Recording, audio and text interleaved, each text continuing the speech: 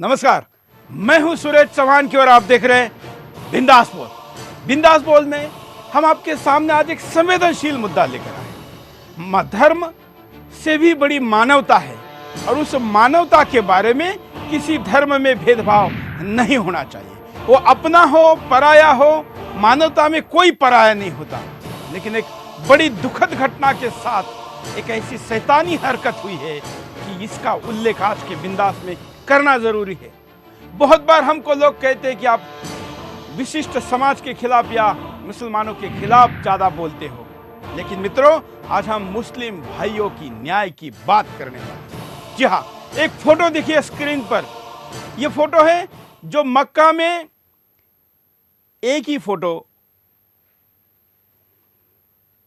जो मक्का में हादसा हुआ मीना में, उस हादसे में जो लोग मारे गए उनके डेड बॉडी के साथ कैसे भेदभाव हुआ, यह हम आपको दिखाना चाहते हैं।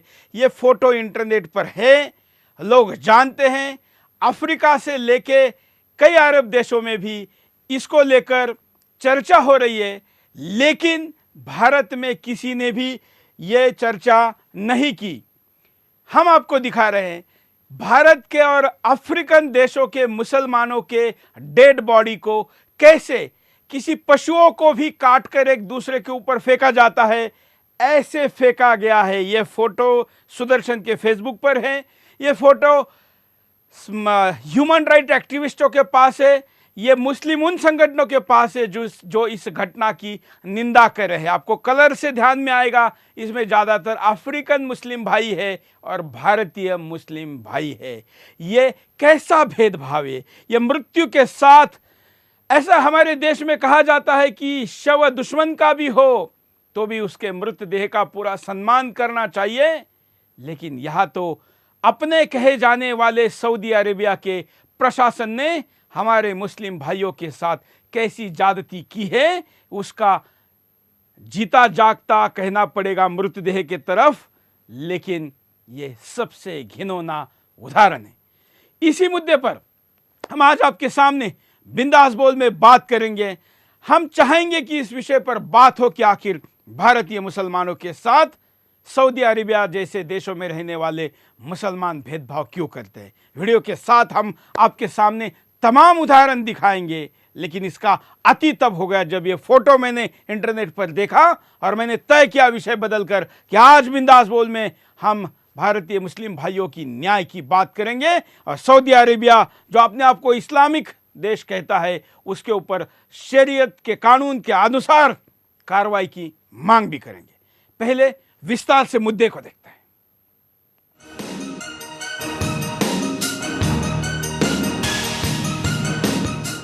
मुसलमानों के सबसे बड़े तीर्थ कहे जाने वाले मक्का मदीना में हर साल दुनिया भर से लाखों लोग हज के लिए जाते हैं। हर साल मक्का मदीना में हाजियों का जमावड़ा भी लगता है, लेकिन पिछले दिनों सऊदी अरब के पवित्र शहर मक्का में हज के दौरान मची भगदड़ की खबर ने पूरी दुनिया को हिला कर रख दिया।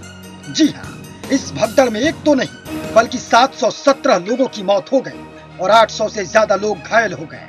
मरने वालों में 18 भारतीय मुसलमान भी शामिल थे। ये तो बस किताबी आंकड़े हैं, वास्तव में मरने वालों की संख्या हजारों में होगी। दरअसल शैतान को पत्थर मारने की रस्म के दौरान मची भगदड़ में यह हादसा हुआ। निश्चित तौर पर जो हादसा मक्का में हुआ और जितने लोगों की जान गई, उसे देख किसी का भी कलेजा मुंह को आ जाए। लेकिन यहाँ हम इस बात से भी इनकार नहीं कर सकते कि हादसे के बाद जो दिल दहला देने वाली तस्वीरें आई वो और भी ज्यादा भयानक है। जो अमानवीय व्यवहार हादसे में मारे गए लोगों के शवों के साथ किया गया वो निंदनीय है। आपको ये जानकर हैरानी होगी कि मक्का में हुए भगदड़ में मारे गए लोगों के शवों के साथ भेदभाव किया जा रहा है। जो भारतीय मुसलमान हैं या फिर जो गैर अरबी मुसलमान हैं, उनके शवों को खुले में फेंक दिया गया है और उनका उचित तरीके से अंतिम संस्कार भी नहीं किया जा रहा है।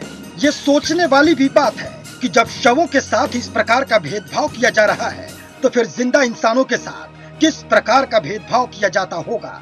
एक बड़ा सवाल ये भी है कि आखिर क्यों खास तौर से भारतीय और अफ्रीकी देशों के मुसलमानों के साथ खाड़ी देशों के शेख और सऊदी के मुसलमान इस प्रकार का भेदभाव करते हैं। जो भारतीय मुस्लिम अरब के देशों में आजीविका कमाने जाते हैं, उनके साथ जानवरों जैसा व्यवहार क्यों किया जाता है। क्यों हाजियों के शवों का ऐसा घोर अपमान किया गया। क्यों इस पर कोई अपनी आवाज बुलंद नहीं करता। क्यों सब के सब मौन बैठे हैं। एक सवाल ये भी है कि क्या शरीयत कानून के अनुसार उन दोषियों पर कोई कार्रवाई की जाएगी जो इस अमानवीय व्यवहार के जिम्मेदार हैं, जो हाजियों के शवों के अपमान के दोषी हैं।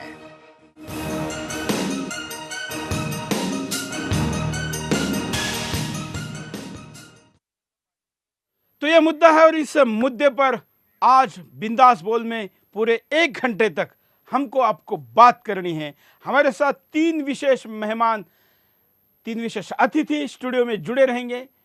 2 पहुंचेंगे, एक अभी हमारे साथ जुड़े हैं, जितेंद्र खुराना जी, मुस्लिम और इस्लाम के मामले के जानकार हैं, हमारे साथ जुड़े रहेंगे। करोड़ों आप दर्शक जो इस कार्यक्रम को लाइव में देख रहे हैं और टेलीफोन के द्वारा अपनी बात को सीधे कॉल करके बता सकते, वीडियो कॉल भी कर सकते अपने घर से स्काइप के द्वारा। और अगर आपके पास व्हाट्सएप है, मोबाइल में कैमरा है, तो आप अपना वीडियो 10 सेकंड का रिकॉर्ड करके हमें हमारे व्हाट्सएप नंबर पर भेज सकते हैं। लाइव में हम उसको विदाउट एडिट तुरंत दिखाएंगे। हम चाहते हैं कि हिंदुस्तान इस विषय पर अपनी बात को कहें, क्योंकि हमारे साथ हो रहे भेदभाव का आवाज उठाना चाहिए। पहले खुराना जी की बात चलती। खुराना जी, ये भेदभाव की कोई पहली घटना नहीं है।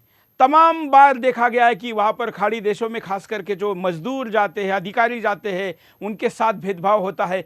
कई हाजी भी है जो भेदभाव की बात करेंगे, उसमें से एक हाजी थोड़ी देर में स्टूडियो में भी पहुंचने वाले। लेकिन डेड बॉडी के साथ, शव के साथ हज यात्रा जैसे जिसको पवित्र मानते हैं, उसको करने आए लोगों के मृतदेह के पास इतनी निंदनीय हरकत, क्या कहेंगे? मृत व्यक्ति का क्या धर्म होता है? मृत व्यक्ति का एक सर्वशक्तिमान शक्ति ने हम सबको मनुष्य बना के भेजा। हमारा अलग अलग धर्म मजहब हो गया, हमारे विचार भी अलग हुए, लेकिन मृत व्यक्ति के साथ तो एक मानवता हम अपने यहाँ देखते हैं कि कभी ना कभी किसी पशु की देह भी आ जाती है तो हमारे अंदर एक दया भावना आ जाती है और हम उसके लिए कुछ ना कुछ इंतज़ाम करते हैं कि हम उसका संस्कार कर सकें या कुछ भी उसको डिस्पोज ऑफ कर सकें। लेकिन मनुष्य के लिए मानवता, ह्यूमन राइट्स, और बड़ी ही आश्चर्य की बात है कि अभी सऊदी अरेबिया को यूनाइटेड नेशंस के कुछ ह्यूमन राइट्स पैनल्स में कुछ विशेष कोई दर्जा दिया गया है, जिसके कारण, और वहाँ पर ह्यूमन राइट की स्थिति क्या है? आपने बात करी अरब के बाहर के नॉन अरब मुस्लिम्स के। मैंने अभी अध्ययन कर रहा था कि वहाँ पर शिया जो 10 से 15 वहाँ के अरब के, सऊदी अरेबिया के वहीं के शिया, बाहर के शिया नहीं, वहाँ पर क्या क्या अत्याचार रहे हैं। 20वीं शताब्दी के शुरू में वहाँ पर पूरी की पूरी डिक्लेरेशन किए गए, किस तरह उनके विरोध में भारी हिंसा करी गई। 1934 में किंग फहद, उन्होंने तो पूरी डिक्लेरेशन करी कि भाई इनके खिलाफ हमें हिंसा करनी है। और इस्माइली विशेष तौर पे इस्माइलियों के बारे में तो वहाँ के स्कूलों के जो अध्ययन किताबें हैं उसमें पढ़ाया जाता है कि भाई इस्माइली जो हैं ये मुस्लिम नहीं है और ये ज़रूरी है कि इनको इन्फिडल्स ही समझा जाए। ये बाहर से मुस्लिम है लेकिन अंदर से मुस्लिम नहीं है और ये बहुत देवतावादी हैं। बिल्कुल, एक मुद्दे पर आपके पास दोबारा आएंगे। हमारे साथ कई कॉलर जुड़े हैं, उनके पास चलते हैं। जय हिंद। जय हिंद सुरेश, बोलिए। पश्चिम बंगाल से। हाँ, मैं एक चीज बतलाना चाह रहा हूँ कि भारत के जो मुसलमान हैं, इन्होंने पाकिस्तान बनाया, वहाँ भी मुहाजिर बोल के आज इनके साथ बहुत अन्याय हो रहा है। ये तो खुद भारत के साथ कुछ लोग अन्याय कर रहे हैं। और इतिहास रहा है जब से गांधी जी ने कमान संभाली, ये जो है ये मुसलमानों का नेतृत्व बहुत ही जो है पृथकतावादी लोगों के हाथ में चला गया और इनका भारत छोड़ कहीं सम्मान नहीं होने वाला है। तो इसके बावजूद भी न अपना नाम चेंज करते, हमेशा अपने को अरब के साथ जोड़ के रखते हैं। मैं एक ऐतिहासिक घटना बतलाता हूँ आपको। 859 ईसा पूर्व जो है एक नामरूद इराक में है, वहाँ एक शिलालेख मिला कि एक सलमान नासेर बोल के एक आदमी ने इजराइल पे अटैक किया था। तो इनका नाम जो है इस्लाम आने की 7वीं शताब्दी में इस्लाम आया, इसके पहले से इनके नाम जो रहे हैं, जब ये हिंदू थे तब के जो नाम रहे, अरबी नाम, जो आज भी यहाँ के मुसलमान अपना अरबी नाम चेंज नहीं कर सके। लेकिन आप इंडोनेशिया चले जाइए, मलेशिया चले जाइए, वहाँ के लोग अपना नाम जैसे सुकाणो जो है वो रखते हैं, वो अपना नाम जो है, और अब भगवान गणेश की पूजा करते हैं। लेकिन यहाँ के लोग अभी यहाँ के भी संस्कृति से अटैच नहीं हो पा रहे हैं और अरब इनको कोई महत्व नहीं देता है। तो अब यहाँ के मुसलमानों को ये समझना पड़ेगा कि दो संस्कृति एक राष्ट्र के साथ नहीं चल सकती। आप अरबी नाम रखते हो, शरीयत की बात करते हो, लेकिन आप जहाँ से शरीयत प्रारंभ हुआ वहाँ के लोग आपको पूछते ही नहीं। आप हो कहाँ के भाई? बिल्कुल, धन्यवाद। धन्यवाद। अगले कॉलर के पास चलते हैं, आप भी कॉल कर सकते हैं। जय हिंद, बोलिए, क्या कहना है आपको? जी चलिए, शायद कॉलर संपर्क नहीं हो पा रहा है, हम कारणों पर नजर डालते हैं कि आखिर क्या कारण है। देखिए, मुसलमानों के साथ भेदभाव। सऊदी में भारतीय मुसलमानों के साथ भेदभाव कोई नई बात नहीं है। ऐसा वहाँ हमेशा से ही होता चला आया है, चाहे वो भारत हो, पाकिस्तान हो या फिर बांग्लादेश। दूसरे मुसलमानों को दोइम दर्जे का मानना। अरब देशों के मुसलमान भारतीय मूल या फिर दक्षिण अफ्रीका मूल के मुसलमानों को दोइम दर्जे का मानते हैं, इसलिए वो इनके साथ दोइम दर्जे का व्यवहार भी करते हैं। अरब मुसलमानों का खुद को मूल मुसलमान मानना। अरब देशों के मुसलमान खुद को ही पाक मुसलमान मानते हैं, बाकी लोगों को वो भीड़ के समान ही देखते हैं। ये मानते हैं कि सत्ता का अधिकार सिर्फ इनका ही है। भारतीय मूल के मुसलमानों के साथ पारिवारिक संबंध नहीं रखते अरबी। अरब के मुसलमान शादी ब्याह नहीं रखते भारतीय मुसलमानों के साथ, न कोई पारिवारिक संबंध ही रखते हैं। अरब में भारतीय मुसलमानों को नागरिकता नहीं।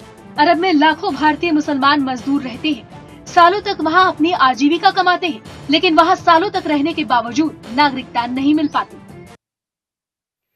हम आपको मक्का में हुए हादसों की अब तक की क्या क्या परंपरा रही है, हालांकि इसको परंपरा शब्द शायद गलत हो सकता है, लेकिन हादसों की क्या श्रृंखला रही है, इसको देखा दें। मक्का में पहले कब कब हुए हादसे। 18 सितंबर को मक्का के अल रहम मस्जिद में क्रेन गिरने से हादसा हो गया था। इसमें 100 से ज्यादा लोगों की मौत हो गई थी। 12 जनवरी सन 2000 में भी शैतान को पत्थर मारने की घटना के दौरान भगदड़ मच गई थी। इसमें 400 से ज्यादा लोगों की मौत हुई थी। 1987 में ईरानी श्रद्धालुओं और सऊदी गवर्नमेंट के बीच झड़प में 402 लोगों की मौत हो गई थी और 650 लोग घायल हुए थे। 1989 में मक्का में 2 बम ब्लास्ट में एक की मौत हो गई थी और 16 लोग घायल हो गए थे। 1990 में हुई भगदड़ में 1426 लोगों की मौत हो गई थी। 1994 में पत्थर मारने की रस्म के दौरान भगदड़ में 270 लोगों की मौत हुई थी। 1997 में आग लगने से 340 से ज्यादा लोगों की मौत हो गई थी और 1500 से ज्यादा लोग घायल हुए थे। 1998 में ओवरपास पर 180 लोगों की मौत हुई थी। 2001 में भगदड़ में 35 लोगों की जान गई थी। सन 2004 में हुई भगदड़ में 200 से ज्यादा लोगों ने अपनी जान गंवा दी थी। सन 2006 में मक्का में ब्रिज पर मची भगदड़ की वजह से 300 लोगों की जान गई थी। कॉलर के पास चलते हैं। जय हिंद। जय हिंद सर। बोलिए सर, उड़ीसा से दिनेश यादव बोल रहा हूँ सर। हाँ सर, मैं ये बोलना चाहता हूँ सर, हाँ कि आज जो भी घटना हुआ वहाँ पर, हाँ इससे सर बहुत दुख तो पहुंचा है और जो मैं तस्वीर भी देख रहा हूँ मुझे बहुत तकलीफ हो रही है। सर, मैं यही बोलना चाहता हूँ हमारे देश के मुसलमान भाइयों से कि आज हम लोग, ठीक है, मक्का मदीना ठीक है, बहुत पवित्र स्थान है, ठीक है, लेकिन आज हम लोग जो भी हमारे यहाँ से इतना वर्ल्ड से टोटल लाखों करोड़ लोग सर वहाँ जाते हैं, ठीक है, तो उनका टूरिज्म कितना बढ़ता है सर, उस दृष्टि से नजरिए से देखा जाए तो क्या ऐसा कोई सही सा काम में ऐसा कोई समाधान नहीं है कि इस विधि को हमारे देश में कर करके हमारे टूरिज्म को बढ़ाया जाए। चलिए, ये तो आपकी सूचना है। अब ये आध्यात्मिक मामला है, जिसके उसका धर्म का है, हम उसमें हस्तक्षेप नहीं करना चाहते, लेकिन हम ये कहना चाहते हैं कि मक्का मदीना जहाँ पर है, मुसलमानों का धार्मिक स्थान जहाँ पर है, वहाँ पर बाहर से आने वाले नॉन अरबी मुसलमानों के साथ जिस प्रकार से भेदभाव किया जाता है वो निंदनीय है। ये भेदभाव का स्तर कैसा है, डेथ बॉडियों का आपने अभी थोड़ी देर पहले देखा, अभी हम आपको दिखाते हैं। वहाँ पर जो मजदूरी करने जाते हैं, ऑफिसर बन के जाते हैं, काम करने बन जाते हैं, फैक्ट्रियों के मैनेजर जाते हैं, उनके साथ क्या होता है। भारतीय मुस्लिम भाइयों के कुछ वीडियो। لا والله بشرت عليك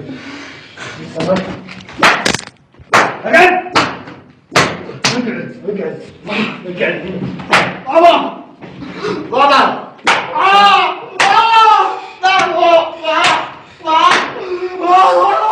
ये कितने बेरहमी से मारा जा रहा है। ऐसा कहते कि इसको मारने के बाद चमड़ा निकलता है, ना उसका कानूनन कुछ किया जा सकता है। बेचारा है, दोनों एक ही धर्म के हैं, लेकिन धर्म के नाम पर दुनिया को धार्मिकता सिखाने और अपने आप को इस्लामिक राष्ट्र कहने वाले देशों के लोगों का यह हाल।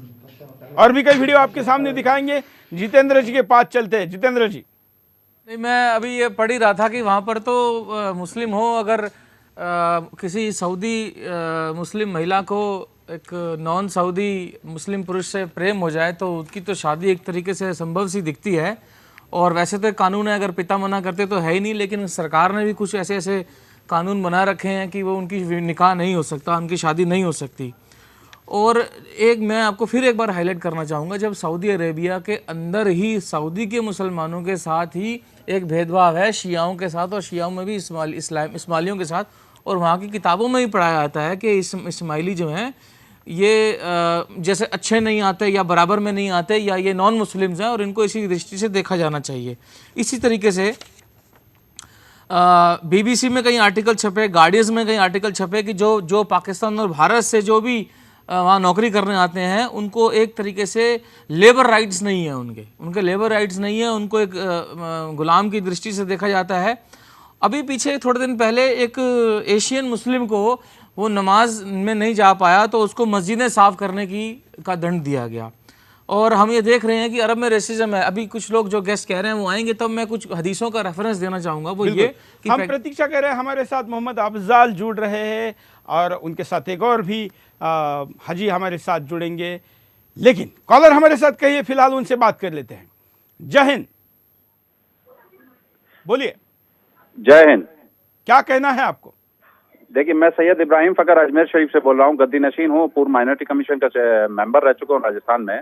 हाँ। देखिए, जैसा इस्लाम में वैसे एक ही सफ में खड़े हो गए महमूद और अयाज, ना कोई बंदा रहा ना बंदा नवाज, लेकिन ये जैसे चित्र आपके चैनल पे देखने को मिल रहे हैं और जो घटनाएं देखने को मिल रही हैं, वैसा भेदभाव ना कभी हुआ है और ना होना चाहिए। और अगर हुआ है तो ये वाकई निंदनीय है, क्योंकि इस्लाम में आपस में इस तरीके से और हाजी के साथ इस तरीके का भेदभाव अगर कोई व्यक्ति करता है, या कोई हुकूमत या कोई किसी भी तरह का प्रशासन अगर वहां पे या कहीं पे भी करता है, अजमेर शरीफ में भी ऐसी एक घटना छोटी मोटी हो चुकी है, लेकिन कभी इस तरीके का भेदभाव नहीं करते। और वैसे अरब में आपकी बात सही है कि अरब का प्रशासन, लोग जो है उनकी मानसिकता यही है कि अरबी अपने आप को सर्वश्रेष्ठ, जबकि इस्लाम में ऐसी कोई वो नहीं है, लेकिन उसके बावजूद अपने आप को सर्वश्रेष्ठ मानने की एक कोशिश करते हैं। और उसी की वजह है कि यहाँ से गए हुए जितने मुसलमान होते हैं उनको ये हिंदी कहते हैं, हिंदुस्तान के मुसलमान को हिंदी कहा जाता है, जबकि मुसलमान सिर्फ मुसलमान होता है, लेकिन उसको हिंदुस्तान का होने की वजह से पूरे अरब ममालिक के अंदर या इवन UAE में चले जाएं, कहीं भी चले जाएं, वहाँ उसको हिंदी कहा जाता है। तो ये एक भेदभाव की परंपरा तो अरबियों में है, लेकिन क्योंकि ये हाजियों के साथ हुआ है और हाजी एक बहुत मुकद्दस जगह पे और मुकद्दस काम करने के लिए गया है, एक पाक इरादे से गया है, और हिंदुस्तान का हो चाहे दुनिया का कहीं भी व्यक्ति हो, अगर वो हज के लिए गया है, और हज जैसे आपका कुंभ का मेला है, उस तरीके से हमारे लिए हज सबसे बड़ी दुनिया में एक जो 5 फर्ज है इस्लाम में, उस 5 फर्ज में से एक फर्ज होता है हज। बिल्कुल बिल्कुल। छोटे से गांव में भी अगर कोई हाजी आता है तो लोग बड़े सम्मान के साथ उसको मान देते हैं, सम्मान देते हैं, लेकिन हमारे यहाँ तो ये है, वो क्यों ऐसा करे जहां पर आपका सर्वश्रेष्ठ स्थान है, ऐसा आप खुद कह रहे हैं। जी बेशक, मैं खुद कहता हूं कि अगर ऐसा ये बात हुई है और ऐसा कुछ हुआ है तो वो वाकई अगर क्यों लगा रहे आप, अगर लगा के आप उनको बचा रहे, आप स्क्रीन पे देखिए, हम तो फोटो वीडियो दिखा रहे हैं। नहीं, मैं वही कह रहा हूँ, आपका फोटो देख के ही मैं कह रहा हूँ कि ऐसी बात हुई है तो वाकई ये निंदनीय है, चाहे कहीं भी हो, क्योंकि ये तो जिंदा के साथ भेदभाव नहीं करना चाहिए। फिर हाजी जैसे जो हज करके गया है पवित्र व्यक्ति, और उसकी अगर कोई किसी आकस्मिक घटना या दुर्घटना के अंदर मृत्यु हो जाती है तो उसके शव के साथ अपने यहाँ हिंदुस्तान में तो जानवर के साथ ऐसा भेदभाव नहीं करते, तो ये तो इंसान है, और इंसान भी हाजी जैसा पवित्र इंसान, और उसकी लाशों के साथ अगर इस तरीके का भेदभाव जैसा आप बता रहे हैं हुआ है तो वो वाकई ही एक निंदनीय है। और ये इस्लाम में इसकी जितना, इस्लाम क्या, इंसान जिसकी जितना निंदा करे वो आप इस्लाम के जानकार है, आप इस शरीयत के अनुसार इन लोगों को क्या सजा होनी चाहिए? देखिए, ये सजा माफी के लायक ही नहीं है, ये वहाँ की गवर्नमेंट को स्टेप उठाना चाहिए। और अगर भारत के मुसलमानों के, मैं तो कहता हूँ कहीं के भी मुसलमानों के या कहीं के भी हाजी के साथ इस तरह की घटना हुई है तो उसके लिए सभी कंट्रीज को एक आवाज में आवाज उठाना चाहिए और सबको जवाब तलब करना चाहिए इन लोगों से कि आखिर जो हम इस मुकद्दस जगह पे एक तवक्को नहीं करते हैं वो काम ऐसा कैसे हो गया। आप भी हाजी हैं? जी नहीं, मुझे ये शर्फ हासिल नहीं हुआ है, लेकिन मेरे यहाँ से सब जाते रहते हैं और हम क्योंकि मालूमात जरूर रखते हैं और जिंदगी में एक बार हज करना जरूरी होता है तो उसके लिए उम्र और उम्र दराज और वाली बातें भी होती हैं। चलिए, धन्यवाद। अजमेर शरीफ से हमारे साथ जुड़े थे, जानकारी दे रहे थे और निंदा कर रहे थे वहाँ की सरकार की। और मैं चाहूँगा कि पूरे हिंदुस्तान के मुसलमान ही नहीं, हिंदुस्तानी सऊदी अरेबिया सरकार की इस विषय पर निंदा जरूर करें। अगले कॉलर। जय हिंद जी, सुन पा रहा हूँ जी। बोलिए जी। मेरा सवाल ये है कि जो इसके धर्म से उसमें जोड़ा जा रहा है, जैसे मुसलमान का सवाल उठ रहा है सऊदी अरब में जो हादसा हुआ है, तो इसमें तो कोई धर्म के इसमें ना जोड़े तो अच्छा है, क्योंकि जब हज में जाता है तो उसे कोई पता नहीं होता वो सवाल आए या ना आए। आपका शुभ नाम क्या है? मेरा मोहम्मद तनवीर। हाँ, मोहम्मद तनवीर। नहीं तो हाजी तो मुसलमान ही होता है ना, उसको मुसलमान कहने में क्या आपत्ति है?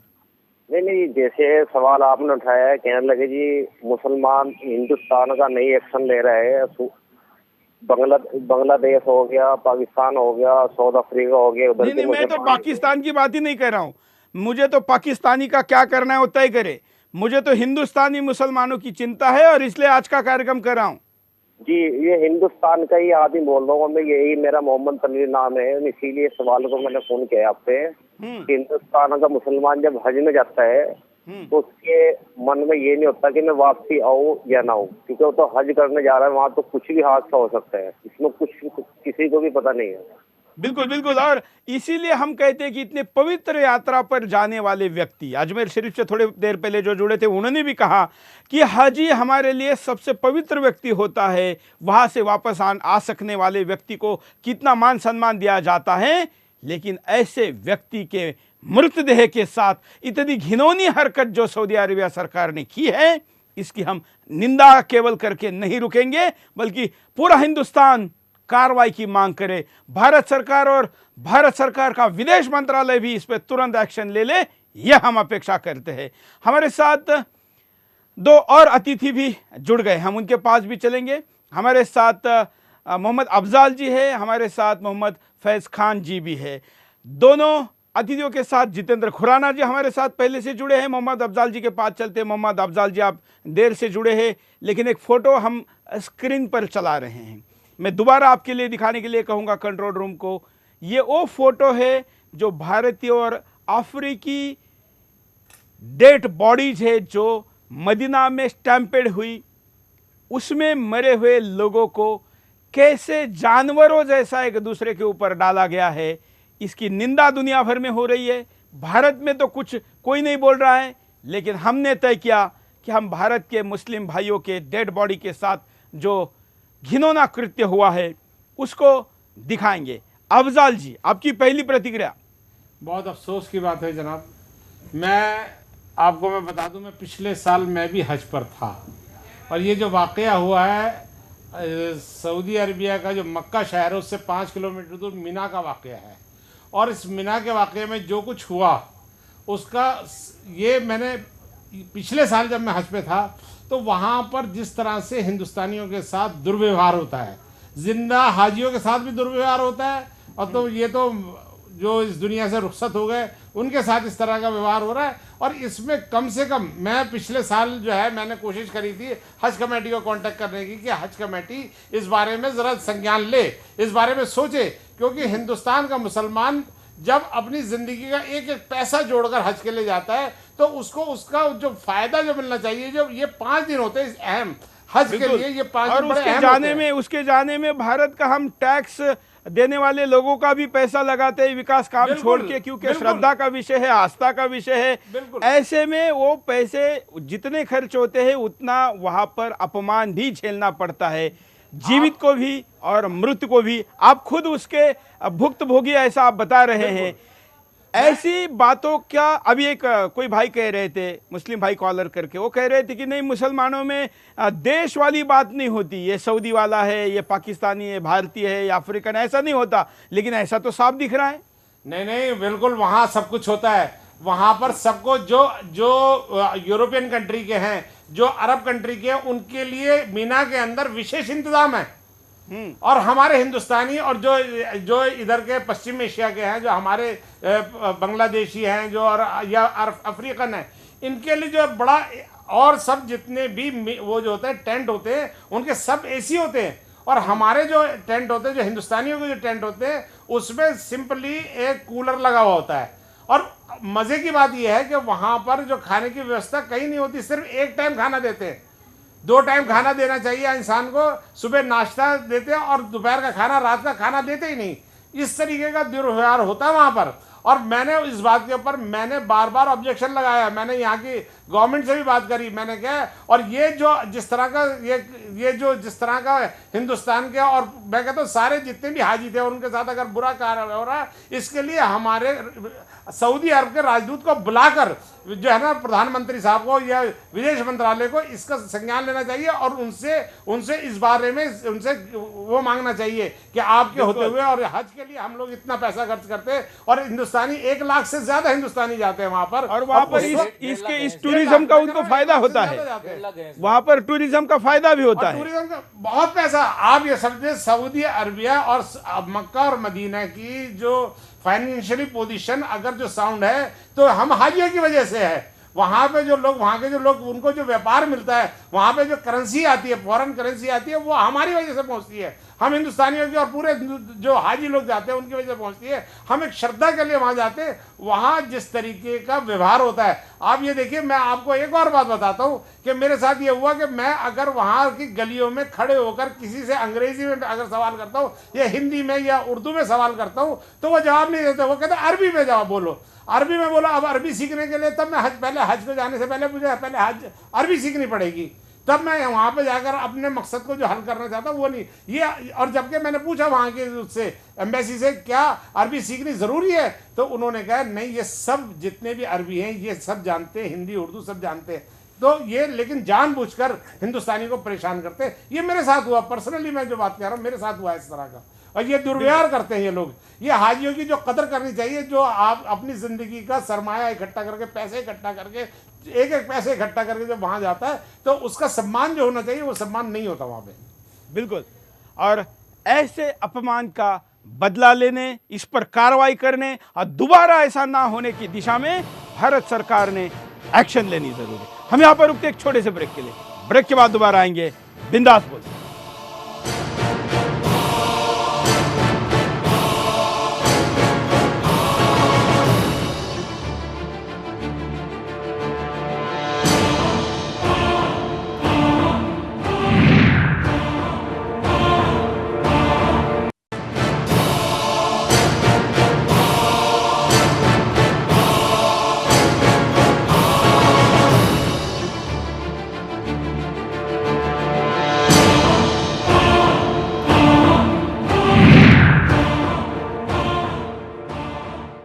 ब्रेक के बाद आपका एक बार फिर से स्वागत है। आप देख रहे हैं बिंदास बोल, और बिंदास बोल में हमने आज बात उठाई है भारतीय मुसलमानों के डेड बॉडी के साथ, उनके मृत शरीरों के साथ जिस प्रकार से अपमानजनक हरकत सऊदी अरेबिया में हुई है, जो मदीना में स्टैम्पेड हुआ, उस स्टैम्पेड में जिस प्रकार से उनको जानवरों के साथ भी हम ऐसा व्यवहार नहीं करते, ऐसे उनके मृतदेहों के साथ किया है, शवों के साथ किया है। उसको लेकर इंटरनेट पर बहस छिड़ी है, खास करके मुस्लिम जगत में और खास करके पश्चिमी देशों में human right violation dead body के साथ भी माना जाता है। हम भी भारत में मानते हैं, और शत्रु के भी शव के साथ दुर्व्यवहार नहीं करना चाहिए, ऐसा हमारी युद्ध नीति भी कहती है। छत्रपति शिवाजी महाराज उनके घोर शत्रु के भी डेड बॉडी को, मृत शरीर को, उनके परिवार वालों को ससम्मान देते थे। ऐसी परंपरा हिंदुस्तान में है। इसलिए हमको ज़्यादा दुख होता है कि मुसलमान हज को सबसे पवित्र तीर्थ यात्रा मानते हैं, और उन्हीं तीर्थ यात्रियों के साथ ऐसा दुर्व्यवहार होता है। कुछ व्हाट्सएप के वीडियो हम तक आए हैं, आप भी ऐसे वीडियो रिकॉर्ड करके हमको भेज सकते हैं। पहले इनको देखते हैं। अब तो कम से कम मुस्लिम लोगों को और तथाकथित सेकुलर लोगों को ये समझ लेना चाहिए कि भारत पर ही उनकी सबसे ज़्यादा इज्जत होती है, क्योंकि यहाँ पर याकूब मेमन जैसे आतंकवादी को भी पूरे सम्मान के साथ दफनाया जाता है। सबसे पहले मैं धन्यवाद देना चाहता हूँ बिंदास बोल को कि उन्होंने ये प्रश्न उठाया मुसलमानों के प्रति सऊदी अरब में जो भेदभाव हुआ है। मैं ये पूछना चाहता हूँ कि भारतीय मुसलमान यही प्रश्न अभी तक। गेस्ट के पास चलते हैं। जिस प्रकार से अफजल भाई, ये एक खास करके जो पहला व्हाट्सएप था जिसमें उन्होंने कहा कि भारतीय मुसलमानों को भारत में ही जो सम्मान मिलता है वो बाहर नहीं मिलता, भले वो पाकिस्तान विभाजन में उधर गए हुए हो या और भी कहीं वो गए हुए हो, फिर भी क्यों इतनी अटैचमेंट है सऊदी के साथ? देखिए, हमारे जो उलेमा हजरात हैं उन्होंने जो हमें शिक्षा दी है और मज़हब के बारे में जितना हम लोग जितना समर्पण भावना से बात करते हैं, और हज जो है फरीज़ा नंबर 5 है, 5वां फ़र्ज़ है मुसलमान के ऊपर कि अगर आपके पास पैसा है तो हज ज़रूर करिए। तो ये है। लेकिन सबसे बड़ी बात मैं आपको एक और बात बता देना चाहता हूँ कि ये जो सऊदी गवर्नमेंट है और ये जो मुसलमान हैं वहाँ सऊदी मुस्लिम्स हैं, उनके पास करुणा नाम की कोई चीज़ नहीं है। वहाँ पर मरने वाले के साथ जो है ना, वो चाहे उनका बादशाह क्यों ना मर जाए उसका भी उनको दुख नहीं होता। तो वो आम इंसान के लिए वो क्या दुख करेंगे।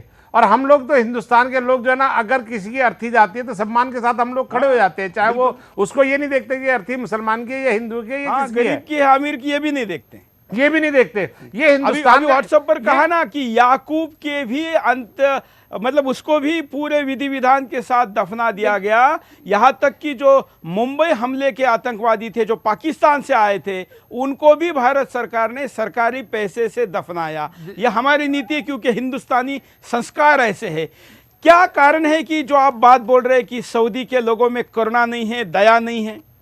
देखिए, बात सीधी सी ये है कि वो लोग जो है ना, आपको एक बात बताऊं, अगर वहाँ पर जो हम सही मायने में कहें कि हज़रत मोहम्मद सल्लल्लाहु अलैहि वसल्लम अगर वहाँ जन्म न लेते तो शायद ये लोग जो थे सऊदी अरब के जो लोग हैं, दरअसल ये वहशी लोग हैं। इन्होंने अपनी बच्चियों को जिंदा दफना दिया करते थे। ये लोग ये अपने ये कबायली लोग हैं, ये जरा सी बात पे इंसानों को मार दिया करते थे। लेकिन क्योंकि नबी करीम सल्लल्लाहु अलैहि वसल्लम वहाँ पे उन्होंने पैदा हुए और उन्होंने आज इनको जो भी अगर कुछ संस्कार आए हैं, जो भी आज मजहबी बातें आई हैं, वो सिर्फ इस वजह से कि नबी करीम सल्लल्लाहु अलैहि वसल्लम वहाँ पैदा हुए। अदरवाइज वो वहाँ की जो नफ्स है, जिसको मानसिकता जिसको हम कहते हैं, वो मानसिकता जो है करुणामयी नहीं है। जो हमारे हिंदुस्तान की सभ्यता और हमारे जो पुरखों ने जो हमें दी है, हमारे जो जीन्स हैं उसके अंदर करुणा है। वहां पर करुणा नाम की कोई चीज है नहीं। बिल्कुल, क्योंकि आप अपने आप को भारतीय जीन्स का मानते हैं। एग्जैक्टली, इसलिए आप ये बात करते हैं।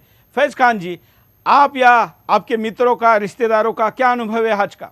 सबसे पहले तो मैं आपको बहुत बहुत धन्यवाद देना चाहूँगा सुदर्शन न्यूज़ की पूरी टीम को कि इतने अच्छे विषय को और राष्ट्रवाद के हर विषय को आप बहुत अच्छी तरीके से उठाते हैं।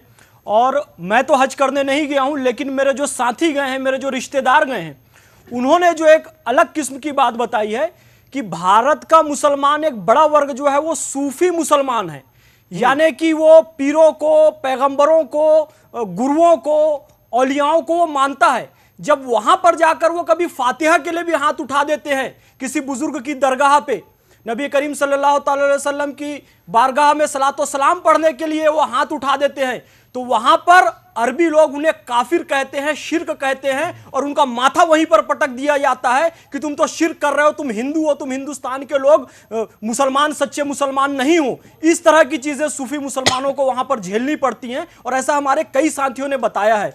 और जहां तक अफजाल भाई और आपने कहा कि उन लोगों के अंदर कोई दया करुणा नहीं है, यह बात बिल्कुल सही है।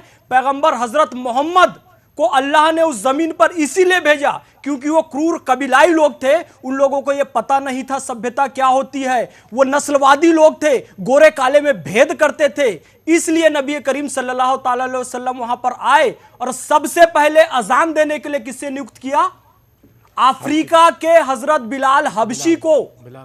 हजरत बिलाल हबशी को कहा कि आप अजान दो। लेकिन इतने सालों बाद भी ये सुधर नहीं रहे ना। हाँ, और अरबियों ने उसका विरोध किया था कि हजरत मोहम्मद सल्लल्लाहु अलैहि वसल्लम आप क्यों ये एक काले व्यक्ति को अजान देने के लिए नियुक्त कर रहे हैं? तो नबी करीम सल्लल्लाहु अलैहि वसल्लम ने कहा कि अल्लाह गोरा और काला रंग नहीं देखता है बल्कि उसके दिल की भावना देखती है। लेकिन आज 1400 साल बाद भी यदि उन्होंने पैगंबर हजरत मोहम्मद की बात मानी होती तो उन अफ्रीकी भाइयों के साथ, हिंदुस्तानी भाइयों के साथ भेदभाव नहीं करते। हजरत बिलाल हबशी के वो वंशज, वो हमारे अफ्रीकी निगरो भाई, उनकी लाशें देखिए, वहां पर उन्होंने कितने जलील की हुई है। यहां पर हम लोग एक कुत्ता भी पालते हैं, घोड़ा भी पालते हैं, और वो खत्म हो जाए तो उसको कितने सम्मान के साथ उसको दफनाते हैं, उसका अंतिम संस्कार करते हैं। घर में चींटी निकलती है तो हम आटा डालते हैं, आटा डालते हैं, चींटी के लिए आटा डालते हैं, सांप के लिए दूध रखते हैं, हर जीव का हम सम्मान कर। और मुझे गर्व है साहब कि मैंने हिंदुस्तान में जन्म लिया है, मुसलमान होने का मुझे गर्व है, और उससे अधिक गर्व हिंदुस्तानी मुसलमान होने का गर्व है कि मेरा जींस हिंदुस्तानी है, मेरे पूर्वज हिंदुस्तानी हैं। यद्यपि किसी भी कारणवश हमने अपनी पूजा पद्धति बदल दी है, लेकिन अपने पूर्वज नहीं बदले हैं, अपनी संस्कृति नहीं बदली है। इस करुणा की संस्कृति से हमें प्रेम है, और हमें प्रेम है और उस बात से जो राष्ट्रवाद को जगाती है। अरे इन अरबियों ने हज यात्रियों के साथ ऐसा किया, उनकी लाश के साथ दुर्व्यवहार किया है, तो आप समझ सकते हैं जो हिंदुस्तानी वहां पर ड्राइवरी का काम करते हैं, जो एसी सुधारने के लिए जाते हैं, जो लोग विभिन्न रोजगारों में वहां पर जाते हैं, उनके साथ कितना बुरा दुर्व्यवहार वहां उनका वीडियो दिखाते हैं कि वो क्या कहते हैं। देखिए, दिखाइए। ये उनके मेरा नाम यावर हुसैन है, मैं लखनऊ गोंडा का रहने वाला हूँ। इसमें कुछ लोग बिहार के हैं और बहुत से लोग यूपी के हैं, बिजनौर के भी रहने वाले हैं। हम लोग यहाँ 8 महीना हो गया हम लोग को आके। हम लोग को बोला कि 4 महीने में पहले ही बोला था कि हम लोग को एग्जिट लगा के भेज देगा। 4 महीना हो गया है हम लोग को बैठे हुए यहाँ पे। हम लोग को खाने के लिए पैसे नहीं, सबकी फैमिली पास फोन करते, सब लोग अपने फैमिली के पास, सबके फैमिली वाले रोते हैं यहाँ पे। मैं 15 दिन से बीमार पड़ा, कोई मेरी दवा नहीं दिला दिया। यहाँ पे अपेंडिक्स हो गया मुझे, लेकिन कोई इलाज नहीं। एक बार लेके गए, बोले कि 1 हफ्ते में घर भेज दूंगा, दवा करा लेना। वहाँ पे कोई फिर ना एग्जिट लगाया, ना कोई टिकट दिया अभी तक।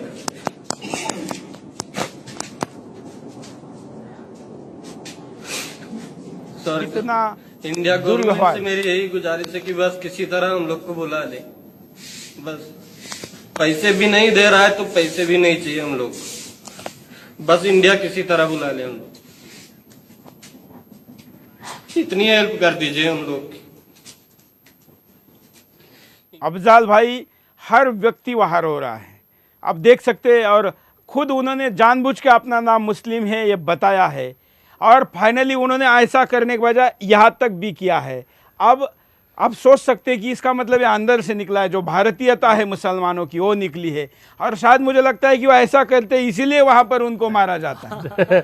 देखिए एक बात सुनिए, ये तो हमारे हिंदुस्तानी मुसलमान हैं और हम हिंदुस्तानी मुसलमान हैं। मैंने तो वहाँ पे जो अभी फैज़ भाई ने हज़रत बिलाल का जिक्र किया है, उनकी नस्ल के लोग, आज गुलामी प्रथा नहीं है, आज गुलाम नहीं है, लेकिन वहाँ पे जो वो जीवन व्यतीत कर रहे हैं वो आज भी गुलाम है।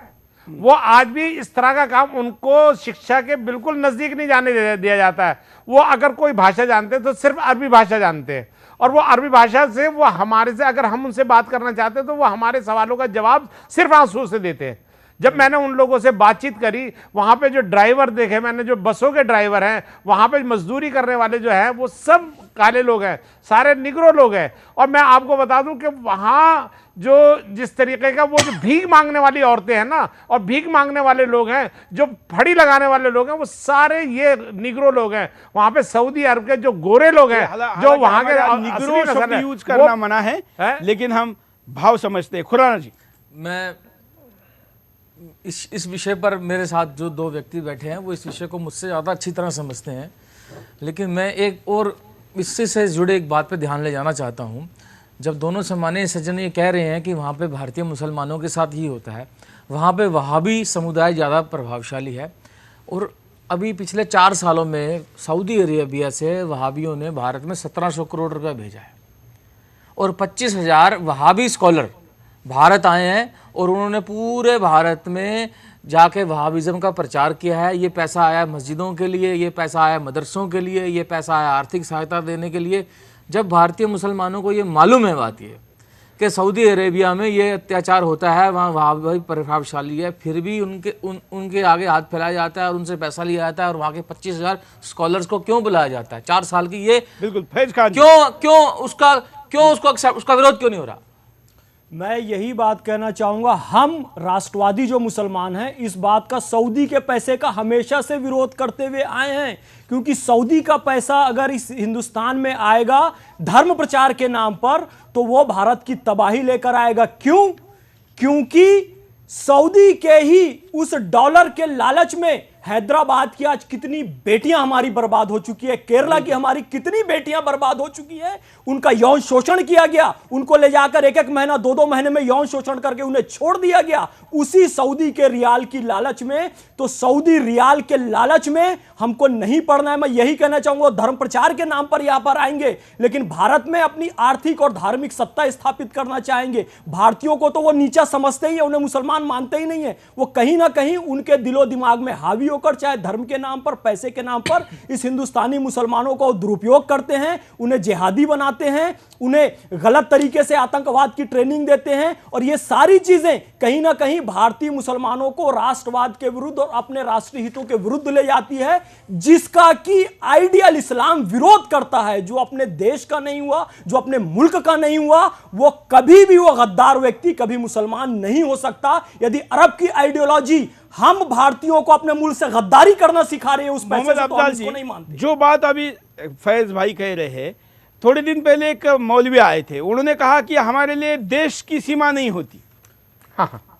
ठीक है, देश की सीमा नहीं होती है साहब। मैं ये कहना चाहूंगा वो आइडियल लेवल पे देश की सीमा नहीं होती। जब आप सारे मुसलमानों को एक माने, एक ही सफ में खड़े हो गए महमूद और अयाज, ना कोई बंदा रहा ना कोई बंदा नवाज, यानी कि गुलाम को और मालिक को एक सफ में तो खड़ा कीजिए। आप अरबियों के लिए विशेष सुविधाएं देते हैं, यूरोपियों के लिए विशेष सुविधाएं देते हैं, और भारतीय जाता है तो उसको आप खाने के लिए भी नहीं देते हैं। अभी आपने खुद वीडियो दिखाया कि भारतीय मुसलमान नौकरों की वहां पर क्या हालत है। फिर कहा है कि सारे मुसलमान दुनिया के एक हो गए। मैं भारतीय मुसलमानों को स्पष्ट रूप से कहूंगा, बल्कि एक चेतावनी देना चाहूंगा, मेरे भाई आप सबसे सुरक्षित हिंदुस्तान में हो। एक बार जाकर आप सीरिया और इराक में देख लो, यदि वर्ल्ड वाइड इस्लाम की आप बात करते हो तो इस्लाम सबसे अधिक कहीं सुरक्षित है, मुसलमान सबसे अधिक कहीं सुरक्षित है तो सरजमीन हिंदुस्तान में है। और एक मिनट में और कहना चाहूंगा कि नबी करीम सल्लल्लाहु अलैहि वसल्लम करते हैं, मुझे 2 मिनट चाहिए, पाकिस्तान से बहुत ज्यादा प्रेम करते हैं, उनको भी बताइए। चौहान जी मुझे 2 मिनट चाहिए, बस 1 मिनट में साहब बात कंप्लीट करूंगा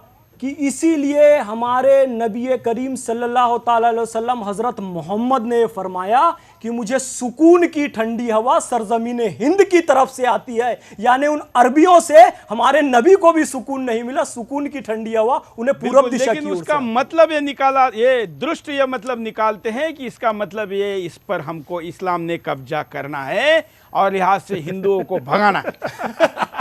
जबकि उन्होंने जब ये बात कही थी तब यहां पर इस्लाम था भी नहीं। यहां के योगियों ने, यहां के साधुओं ने, हमारे पूर्वजों ने जो तप किया था, जो तपस्या की थी, जो विश्व को अमन चैन सुकून दिया था, यहां अपने तप के माध्यम से वो हवाएं नबी करीम सल्लल्लाहु अलैहि वसल्लम के पास वो पहुंची हैं।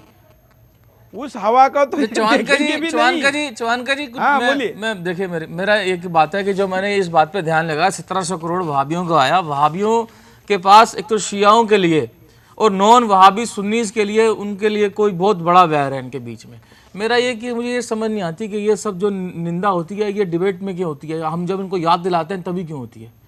आपका मैं इन दोनों के बारे में ये बात नहीं कहूंगा। नहीं ये तो हमारे मैं इनके बारे में नहीं कह रहा हूँ। और नहीं एक मिनट, जब ए आर रहमान, एक minute sir, A R Rahman के ऊपर बिना पूछे किसी ने रजा अकेडमी फतवा दे सकती है और उसके ऊपर एक चर्चा परिचर्चा हो जाती है।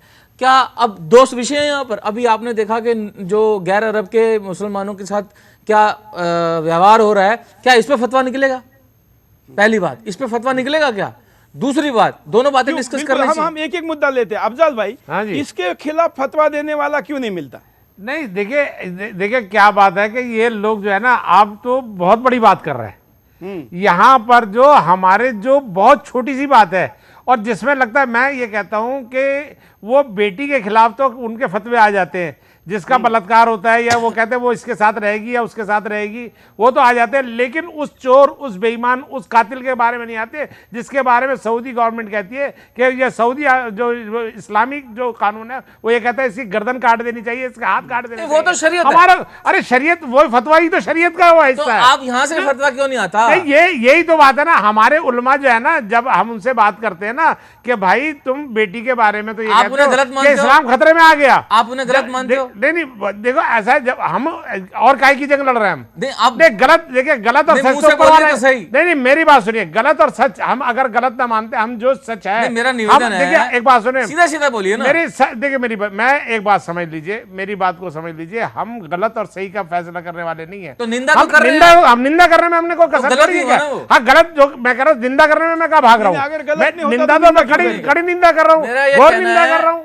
लेकिन ये बात, लेकिन एक बात सुनिए, आपने बड़ा मुझे बड़ी आपके साथ मुझे बैठ करके बात करके मैं जानता हूं कि मुझे कितनी प्रसन्नता हुई। आपके शब्दों में जो भारतीयता है, आपने जिस तरीके के शब्दों का भी चुनाव किया वो भी भारतीय शब्द है। लेकिन मेरी बात को समझिए, आपने ठीक कह दिया, लेकिन ये भारत के अभी एक पिछले साल एक फुटबॉल का मैच था जी, मालदा में एक गांव के पास फुटबॉल मैच था, उसका इस्लाम से कोई लेना देना नहीं है, उसमें कुछ हो सकता है मुस्लिम लड़कियां भी खेल रही हैं, उसमें सब लोग खेल रहे थे, लेकिन वो गांव के जो थे मौलाना जी अड़ गए, नहीं जी ये गैर इस्लामिक है, यहाँ से हमारी ये लड़कियां बिगड़ेंगी। और वो मैच जिसका इस्लाम से कोई मतलब नहीं, जिसका मुसलमानों से कोई मतलब नहीं, जबरदस्ती वो मैच नहीं होने दिया गया। एक फुटबॉल मैच के लिए फतवा निकल सकता है, लेकिन ये जो इसके लिए फतवा नहीं निकलेगा।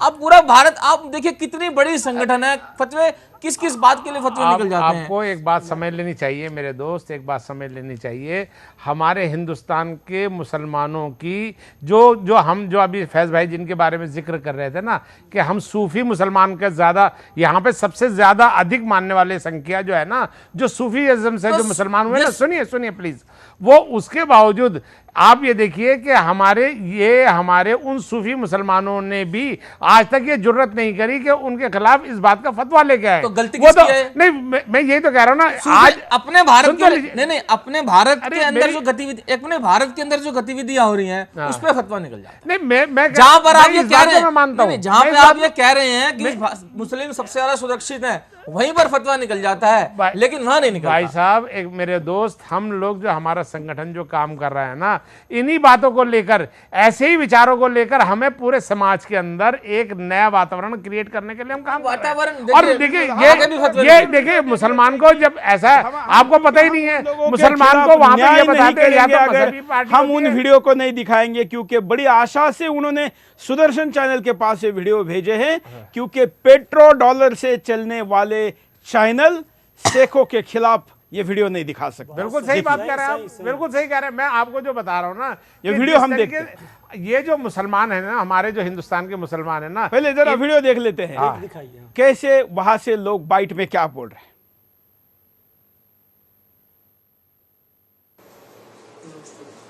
हाँ सर, अस्सलाम वालेकुम, मैं संतोष कुमार बोल रहा हूँ। जी जान सर, हम बहुत परेशान है सर, हमें आप बुला लीजिए जितना जल्दी। हमें यहाँ आके 1 साल 2 महीना हो गया और ना हमारा कोई सुनवाई है ना कुछ है। 4-5 महीना सैलरी दिया और बाद में सैलरी भी नहीं दे रहा है और रूम में से भी निकाल दिया। और मेरी बीवी भी बहुत बीमार है सर, मैं बहुत जल्दी जाना चाहता हूँ सर। हम बहुत तबाह है सर, हम 11 आदमी है और उसमें हम 2 बिहार के, बाकी दिल्ली और बिजनौर के हैं सर। हम बहुत तबाह है। देखिए बंदा भी परेशान है सर। सर बचाइए, तो बच्चे हैं सर, बचाइए सर, बचाइए, हम बहुत ज्यादा परेशान हैं सर। बस आपसे यही उम्मीद है सर, भाईजान कि हमें बुलाइए सर। सभी बीमार है यहाँ देखो सर, मेरी टांग गली हुई है, इधर से खुजली हो रही है बहुत ज्यादा, इधर से थोड़ा लगा हुआ है, इधर से कहाँ से दवाई लाऊं मैं बगैर है काम के, और पैसा भी नहीं है सर मेरे पास। हमारी मदद कर दिए, हम जल्दी से जल्दी हमें हमारी यही गुजारिश है, जल्द से जल्द यहाँ से निकाल लिए, हम कहीं जल्दी से निकाल लीजिए। मैं बीमार हूँ सर, बहुत ज्यादा पथरिया, मेरा पेंडिस हो गया है मुझे सर, जल्द से जल्द हमारी यही गुजारिश है।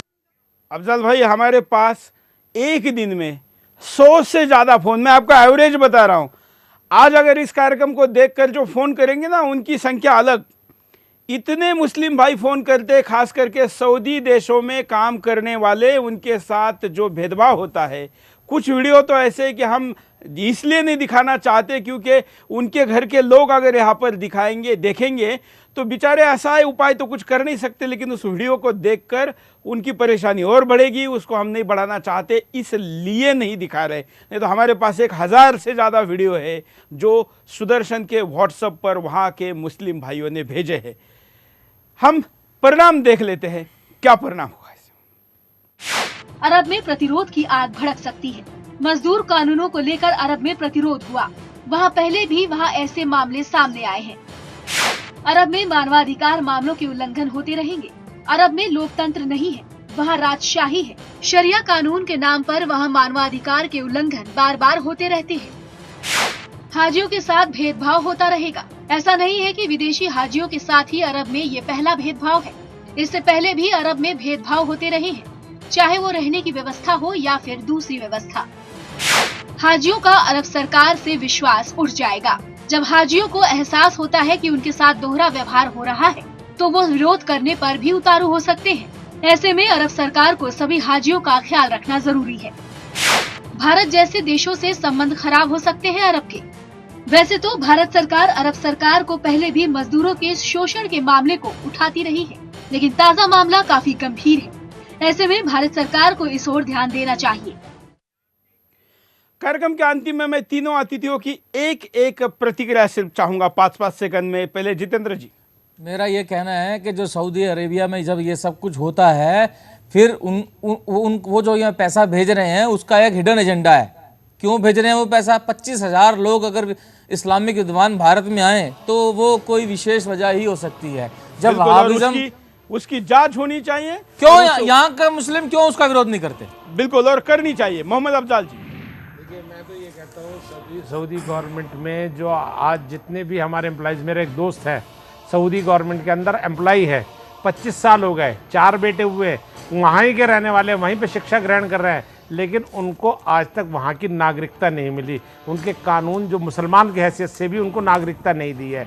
वहाँ पे जो अगर सवाल किया जाता है ना मजदूर का और अरब का, तो अरब के साथ वो अरब चाहे कितना जालिम है, कितना घटिया है, उसके साथ उस अरब का साथ दिया जाएगा, लेकिन हिंदुस्तानी मजदूर का साथ नहीं दिया जाता। ये मैं पर्सनली जानता हूँ, इस बात को होता है। इसलिए मैं ये कहता हूँ कि हमारी गवर्नमेंट को भी हज यात्रा के बारे में एक समीक्षा करनी चाहिए, हज यात्रियों के बारे में समीक्षा करनी चाहिए, क्योंकि हम अपने देश के यात्रियों के लिए हमारा वो सम्मानपूर्वक जो है वो जाए और आए। इसके लिए हमारे को एक समीक्षा करनी चाहिए, हमारे देश की गवर्नमेंट को भी, और साथ में हमारे जो मजदूर जा रहे हैं, जो हमारे वहाँ पे सेवा करने के लिए जा रहे हैं, सब लोग उनके बारे में भी एक स्पष्ट नीति बननी चाहिए। यही बात हुई ना कि अगर भारतीय वहाँ का मुसलमान कहता है कि आप अपने आप को अरबी मत दिखाओ, यहाँ का मुसलमान कहता है कि हम राम श्री कृष्ण की वंशज नहीं हैं, तो यह न घर का न घाट का वाली स्थिति वाले कब सुधरेंगे? वहाँ तो हम हिंदी है, वहाँ हम हिंदी है, वो हमारे को वो अगर हम 50 दफा कह के मैं मुसलमान हूँ तो वो कहेगा नहीं मुसलमान नहीं हिंदी, वो तो हमें ऐसे कहते हैं। हम मानते हैं साहब हमारे पूर्वज हिंदुस्तान के ही हैं, हमारी पूजा पद्धति बदली है, हमारे पूर्वज, हमारी संस्कृति, हमारी सरजमीन नहीं बदली है। इसको हम दिल खोल के स्वीकार करते हैं, और कोई ना भी स्वीकार करे तब भी उसके पूर्वज हिंदुस्तानी ही हैं, उसके पूर्वज हिंदू ही हैं, उसके पूर्वज राम और कृष्ण ही हैं। आप नहीं भी मानो लेकिन तो। देश में दुर्भाग्य है कि हमारे देश के उपराष्ट्रपति पदों तक या कई बड़े बड़े पदों तक पहुंचने वाले लोग अपने पुरखों को, वंशजों को विदेश में ढूंढने जाते हैं। राष्ट्रपति बना दो, उपराष्ट्रपति बना दो, बड़े बड़े पदों पर बिठा दो, लेकिन कुछ लोगों के मन में वो जो भावना है वो नहीं बदल रही है, हिंदुस्तानियत नहीं आ रही है, और इसलिए बाहर जाने के बाद ये व्यवहार होने के बावजूद भी आंख नहीं खुल रही है। हम आशा करते हैं कि आज के कार्यक्रम से एक उद्देश्य से हमने कार्यक्रम शुरू किया था, उद्देश्य था कि सऊदी अरेबिया सरकार के खिलाफ कार्रवाई हो, लेकिन मोहम्मद भाई और हमारे साथ दोनों अतिथियों ने जो बात की, उसके बाद मैं ये कहूँगा कि भारतीय मुसलमान आंखें खोले और अपने आप को हिंदुस्तानी कहे, तब जाके दुनिया में, नहीं तो कम से कम हिंदुस्तान में तो इज्जत रहेगी। आज के लिए इतना ही। जय हिंद।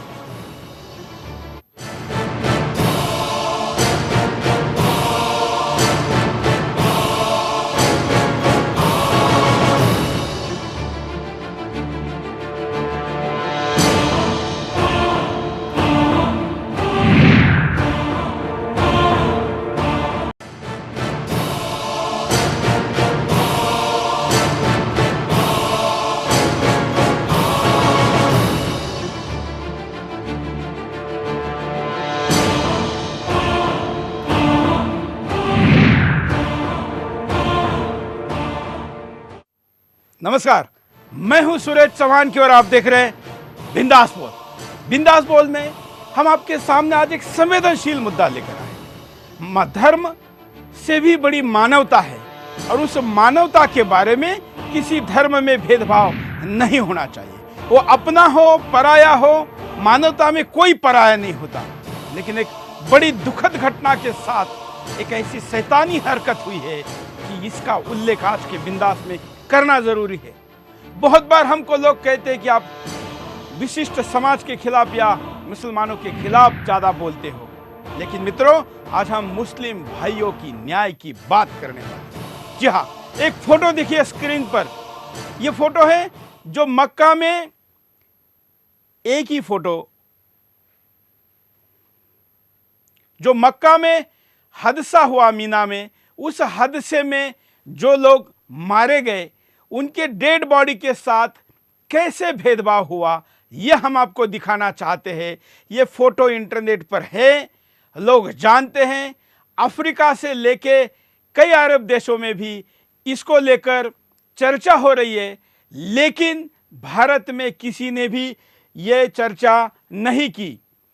हम आपको दिखा रहे हैं भारत के और अफ्रीकन देशों के मुसलमानों के डेड बॉडी को कैसे किसी पशुओं को भी काटकर एक दूसरे के ऊपर फेंका जाता है, ऐसे फेंका गया है। यह फोटो सुदर्शन के फेसबुक पर है। यह फोटो ह्यूमन राइट एक्टिविस्टों के पास है। ये मुस्लिम उन संगठनों के पास है जो इस घटना की निंदा कर रहे हैं। आपको कलर से ध्यान में आएगा, इसमें ज़्यादातर अफ्रीकन मुस्लिम भाई है और भारतीय मुस्लिम भाई है। ये कैसा भेदभाव है। ये मृत्यु के साथ, ऐसा हमारे देश में कहा जाता है कि शव दुश्मन का भी हो तो भी उसके मृतदेह का पूरा सम्मान करना चाहिए, लेकिन यहाँ तो अपने कहे जाने वाले सऊदी अरेबिया के प्रशासन ने हमारे मुस्लिम भाइयों के साथ कैसी ज्यादती की है, उसका जीता जागता कहना पड़ेगा मृतदेह के तरफ। लेकिन ये सबसे घिनौना उदाहरण है। इसी मुद्दे पर हम आज आपके सामने बिंदास बोल में बात करेंगे। हम चाहेंगे कि इस विषय पर बात हो कि आखिर भारतीय मुसलमानों के साथ सऊदी अरेबिया जैसे देशों में रहने वाले मुसलमान भेदभाव क्यों करते हैं। वीडियो के साथ हम आपके सामने तमाम उदाहरण दिखाएंगे, लेकिन इसका अति तब हो गया जब ये फोटो मैंने इंटरनेट पर देखा और मैंने तय किया विषय बदलकर कि आज बिंदास बोल में हम भारतीय मुस्लिम भाइयों की न्याय की बात करेंगे और सऊदी अरेबिया जो अपने आप को इस्लामिक देश कहता है उसके ऊपर शरीयत के कानून के अनुसार कार्रवाई की मांग भी करेंगे। पहले विस्तार से मुद्दे को देखते हैं।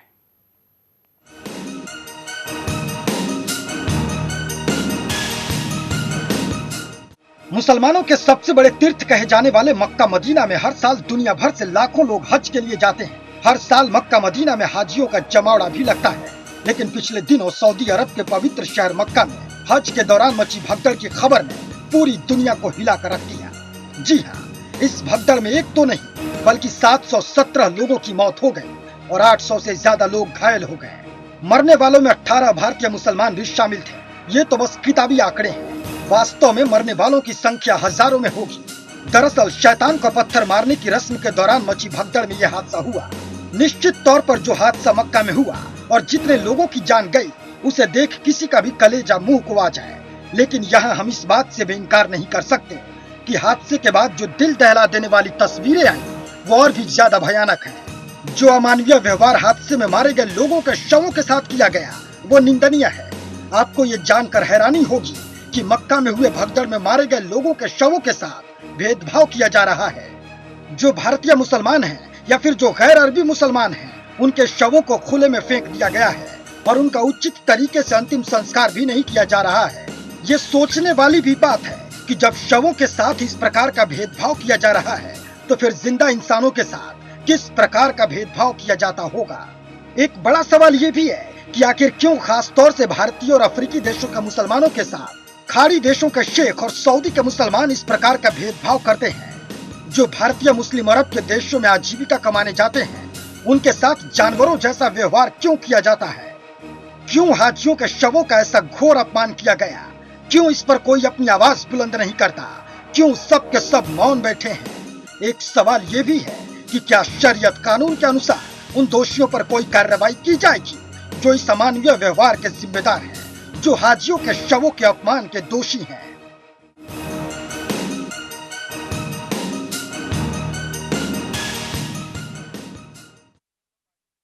तो ये मुद्दा है और इस मुद्दे पर आज बिंदास बोल में पूरे 1 घंटे तक हमको आपको बात करनी है। हमारे साथ 3 विशेष मेहमान, 3 विशेष अतिथि स्टूडियो में जुड़े रहेंगे। 2 पहुंचेंगे, एक अभी हमारे साथ जुड़े हैं, जितेंद्र खुराना जी, मुस्लिम और इस्लाम के मामले के जानकार हैं, हमारे साथ जुड़े रहेंगे। करोड़ों आप दर्शक जो इस कार्यक्रम को लाइव में देख रहे हैं और टेलीफोन के द्वारा अपनी बात को सीधे कॉल करके बता सकते, वीडियो कॉल भी कर सकते अपने घर से स्काइप के द्वारा। और अगर आपके पास व्हाट्सएप है, मोबाइल में कैमरा है, तो आप अपना वीडियो 10 सेकंड का रिकॉर्ड करके हमें हमारे व्हाट्सएप नंबर पर भेज सकते हैं। लाइव में हम उसको विदाउट एडिट तुरंत दिखाएंगे। हम चाहते हैं कि हिंदुस्तान इस विषय पर अपनी बात को कहें, क्योंकि हमारे साथ हो रहे भेदभाव का आवाज उठाना चाहिए। पहले खुराना जी की बात चलती। खुराना जी, ये भेदभाव की कोई पहली घटना नहीं है। तमाम बार देखा गया है कि वहाँ पर खाड़ी देशों में खास करके जो मजदूर जाते हैं, अधिकारी जाते हैं, उनके साथ भेदभाव होता है। कई हाजी भी है जो भेदभाव की बात करेंगे, उसमें से एक हाजी थोड़ी देर में स्टूडियो में भी पहुंचने वाले। लेकिन डेड बॉडी के साथ, शव के साथ हज यात्रा जैसे जिसको पवित्र मानते हैं, उसको करने आए लोगों के मृतदेह के पास इतनी निंदनीय हरकत, क्या कहेंगे?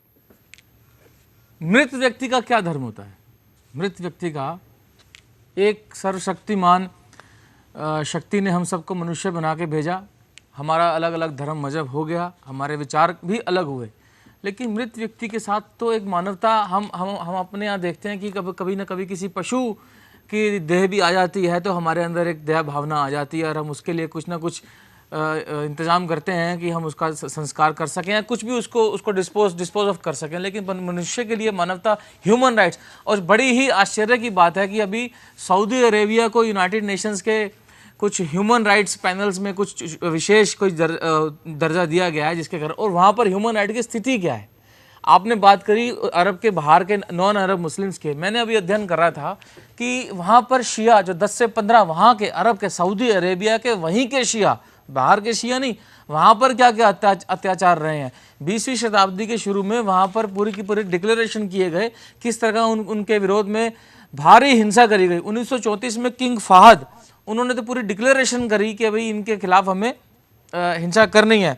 और इस्माइली विशेष तौर पे इस्माइलियों के बारे में तो वहाँ के स्कूलों के जो अध्ययन किताबें हैं उसमें पढ़ाया जाता है कि भाई इस्माइली जो हैं ये मुस्लिम नहीं है और ये ज़रूरी है कि इनको इन्फिडल्स ही समझा जाए। ये बाहर से मुस्लिम है लेकिन अंदर से मुस्लिम नहीं है और ये बहुत देवतावादी हैं। बिल्कुल, एक मुद्दे पर आपके पास दोबारा आएंगे। हमारे साथ कई कॉलर जुड़े हैं, उनके पास चलते हैं। जय हिंद। जय हिंद सुरेश, बोलिए। पश्चिम बंगाल से। हाँ, मैं एक चीज बतलाना चाह रहा हूँ कि भारत के जो मुसलमान हैं, इन्होंने पाकिस्तान बनाया, वहाँ भी मुहाजिर बोल के आज इनके साथ बहुत अन्याय हो रहा है।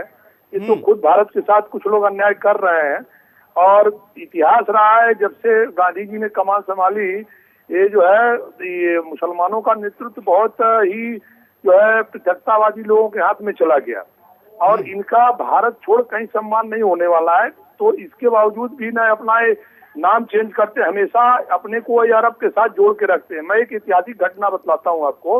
859 ईसा पूर्व जो है एक नामरूद इराक में है, वहाँ एक शिलालेख मिला कि एक सलमान नासेर बोल के एक आदमी ने इजराइल पे अटैक किया था।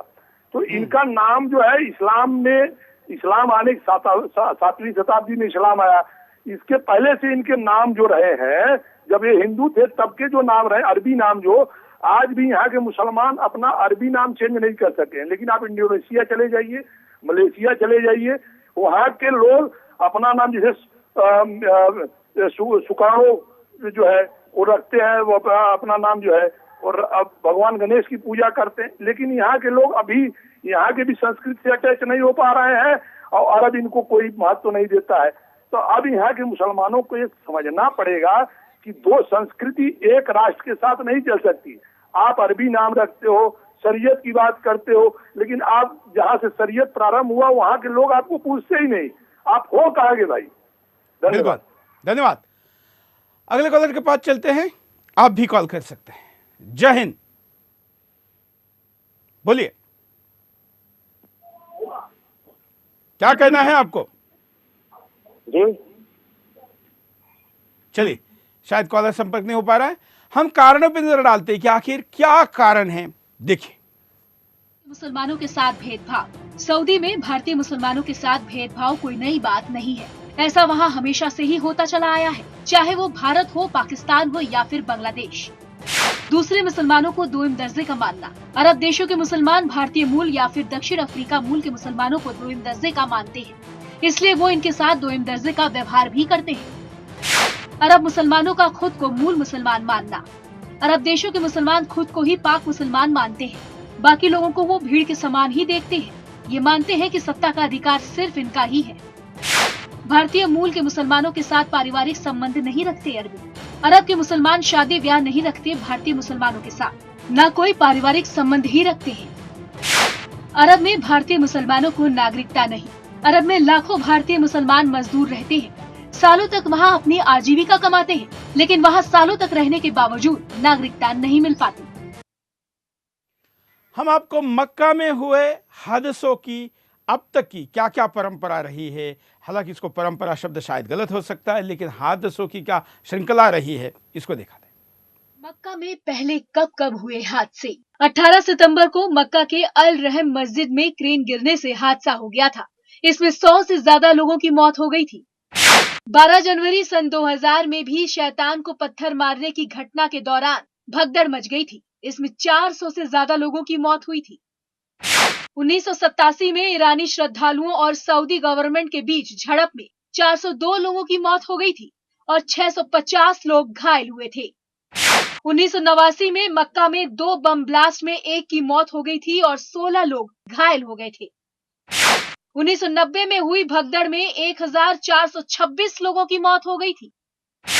1994 में पत्थर मारने की रस्म के दौरान भगदड़ में 270 लोगों की मौत हुई थी।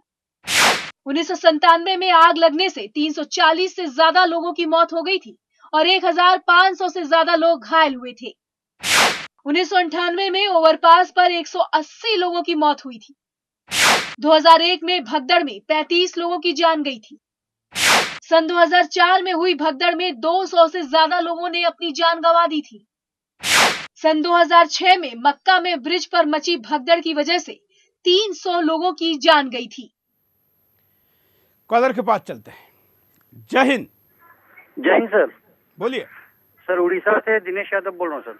हाँ सर, मैं ये बोलना चाहता हूँ सर, हाँ, कि आज जो भी घटना हुआ वहाँ पर, हाँ, इससे सर बहुत दुख तो पहुंचा है और जो मैं तस्वीर भी देख रहा हूँ मुझे बहुत तकलीफ हो रही है। सर, मैं यही बोलना चाहता हूँ हमारे देश के मुसलमान भाइयों से कि आज हम लोग, ठीक है, मक्का मदीना ठीक है, बहुत पवित्र स्थान है, ठीक है, लेकिन आज हम लोग जो भी हमारे यहाँ से इतना वर्ल्ड से टोटल लाखों करोड़ लोग सर वहाँ जाते हैं, ठीक है, तो उनका टूरिज्म कितना बढ़ता है सर, उस दृष्टि से नजरिए से देखा जाए तो क्या ऐसा कोई सही काम में ऐसा कोई समाधान नहीं है कि इस विधि को हमारे देश में करके हमारे टूरिज्म को बढ़ाया जाए?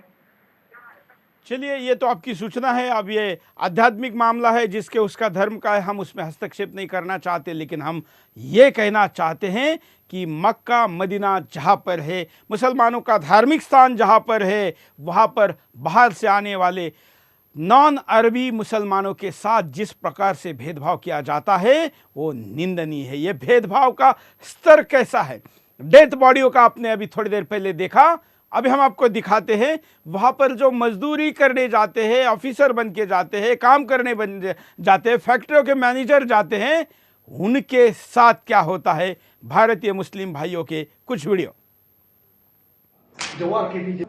لا والله بشرت عليك بشرت عليك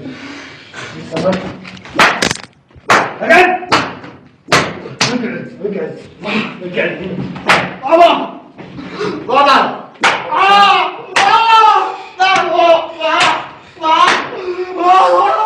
ये कितने बेरहमी से मारा जा रहा है। ऐसा कहते कि इसको मारने के बाद चमड़ा निकलता है, ना उसका कानूनन कुछ किया जा सकता है। बेचारा है, दोनों एक ही धर्म के हैं, लेकिन धर्म के नाम पर दुनिया को धार्मिकता सिखाने और अपने आप को इस्लामिक राष्ट्र कहने वाले देशों के लोगों का हाल। और भी कई वीडियो आपके सामने दिखाएंगे।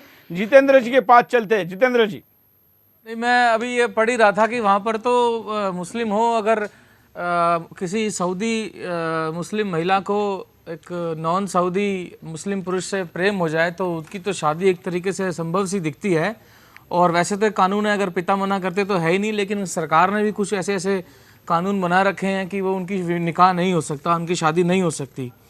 और एक मैं आपको फिर एक बार हाईलाइट करना चाहूँगा, जब सऊदी अरेबिया के अंदर ही सऊदी के मुसलमानों के साथ ही एक भेदभाव है शियाओं के साथ, और शियाओं में भी इस्माइलियों के साथ, और वहाँ की किताबों में ही पढ़ाया जाता है कि इस्माइली जो हैं ये जैसे अच्छे नहीं आते या बराबर में नहीं आते, या ये नॉन मुस्लिम्स हैं और इनको इसी दृष्टि से देखा जाना चाहिए। इसी तरीके से BBC में कई आर्टिकल छपे, गार्डियंस में कई आर्टिकल छपे कि जो पाकिस्तान और भारत से जो भी वहाँ नौकरी करने आते हैं उनको एक तरीके से लेबर राइट्स नहीं है, उनके लेबर राइट्स नहीं है, उनको एक गुलाम की दृष्टि से देखा जाता है। अभी पीछे थोड़े दिन पहले एक एशियन मुस्लिम को वो नमाज में नहीं जा पाया तो उसको मस्जिदें साफ़ करने का दंड दिया गया। और हम ये देख रहे हैं कि अरब में रेसिज्म है। अभी कुछ लोग जो गेस्ट कह रहे हैं वो आएंगे, तब मैं कुछ हदीसों का रेफरेंस देना चाहूँगा। वो ये कि हम प्रतीक्षा कर रहे हैं, हमारे साथ मोहम्मद अफजाल जुड़ रहे हैं और उनके साथ एक और भी हाजी हमारे साथ जुड़ेंगे, लेकिन कॉलर हमारे साथ कहिए, फिलहाल उनसे बात कर लेते हैं। जय हिंद, बोलिए। जय हिंद। क्या कहना है आपको? देखिए, मैं सैयद इब्राहिम फकर अजमेर शरीफ से बोल रहा हूँ, गद्दी नशीन हूँ, पूर्व माइनॉरिटी कमीशन का मेंबर रह चुका हूँ राजस्थान में। हाँ। देखिए, जैसा इस्लाम में वैसे एक ही सफ में खड़े हो गए महमूद और अयाज, ना कोई बंदा रहा ना बंदा नवाज, लेकिन ये जैसे चित्र आपके चैनल पे देखने को मिल रहे हैं और जो घटनाएं देखने को मिल रही हैं, वैसा भेदभाव ना कभी हुआ है और ना होना चाहिए। और अगर हुआ है तो ये वाकई निंदनीय है, क्योंकि इस्लाम में आपस में इस तरीके से और हाजी के साथ इस तरीके का भेदभाव अगर कोई व्यक्ति करता है, या कोई हुकूमत या कोई किसी भी तरह का प्रशासन अगर वहां पे या कहीं पे भी करता है, अजमेर शरीफ में भी ऐसी एक घटना छोटी मोटी हो चुकी है, लेकिन कभी इस तरीके का भेदभाव नहीं करते। और वैसे अरब में आपकी बात सही है कि अरब का प्रशासन, लोग जो है उनकी मानसिकता यही है कि अरबी अपने आप को सर्वश्रेष्ठ, जबकि इस्लाम में ऐसी कोई वो नहीं है, लेकिन उसके बावजूद अपने आप को सर्वश्रेष्ठ मानने की एक कोशिश करते हैं। और उसी की वजह है कि यहाँ से गए हुए जितने मुसलमान होते हैं उनको ये हिंदी कहते हैं, हिंदुस्तान के मुसलमान को हिंदी कहा जाता है, जबकि मुसलमान सिर्फ मुसलमान होता है, लेकिन उसको हिंदुस्तान का होने की वजह से पूरे अरब ममालिक के अंदर, या इवन UAE में चले जाएं, कहीं भी चले जाएं, वहाँ उसको हिंदी कहा जाता है। तो ये एक भेदभाव की परंपरा तो अरबियों में है, लेकिन क्योंकि ये हाजियों के साथ हुआ है, और हाजी एक बहुत मुकद्दस जगह पे और मुकद्दस काम करने के लिए गया है, एक पाक इरादे से गया है, और हिंदुस्तान का हो चाहे दुनिया का कहीं भी व्यक्ति हो, अगर वो हज बदला लेने, इस पर कार्रवाई करने और दोबारा ऐसा ना होने की दिशा में भारत सरकार ने एक्शन लेनी जरूरी है। हम यहाँ पर रुकते एक छोटे से ब्रेक के लिए, ब्रेक के बाद दोबारा आएंगे। बिंदास बोल।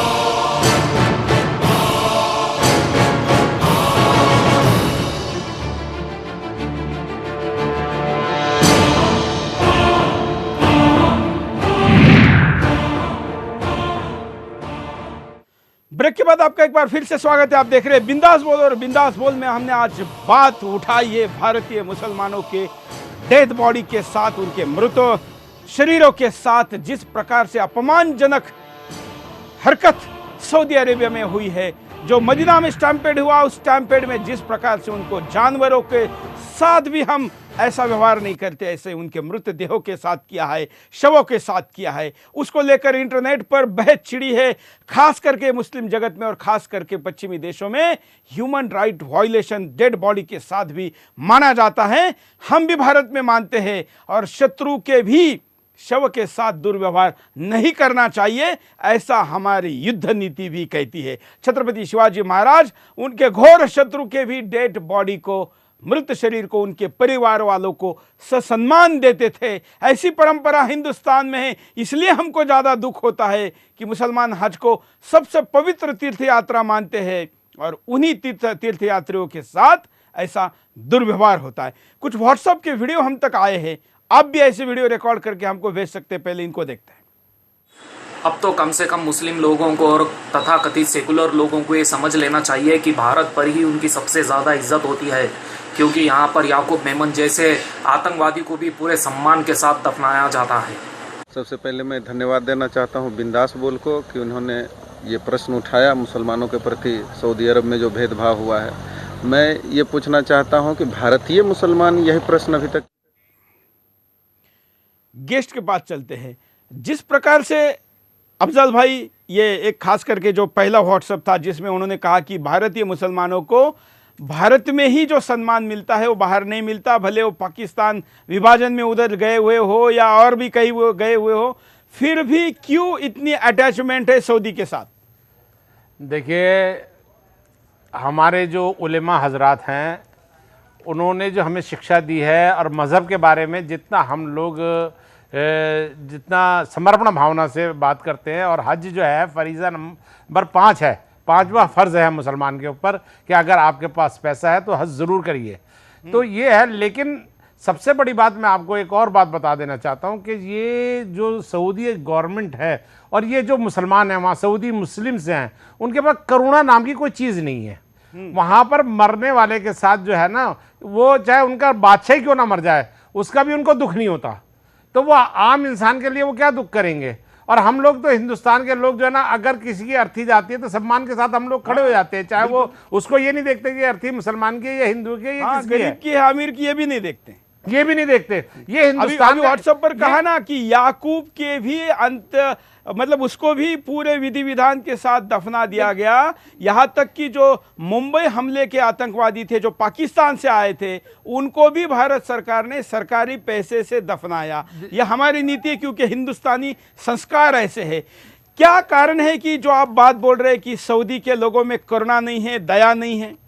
देखिए, बात सीधी सी ये है कि वो लोग जो है ना, आपको एक बात बताऊं, अगर वहाँ पर जो हम सही मायने में कहें कि हज़रत मोहम्मद सल्लल्लाहु अलैहि वसल्लम अगर वहाँ जन्म न लेते तो शायद ये लोग जो थे सऊदी अरब के जो लोग हैं, दरअसल ये वहशी लोग हैं।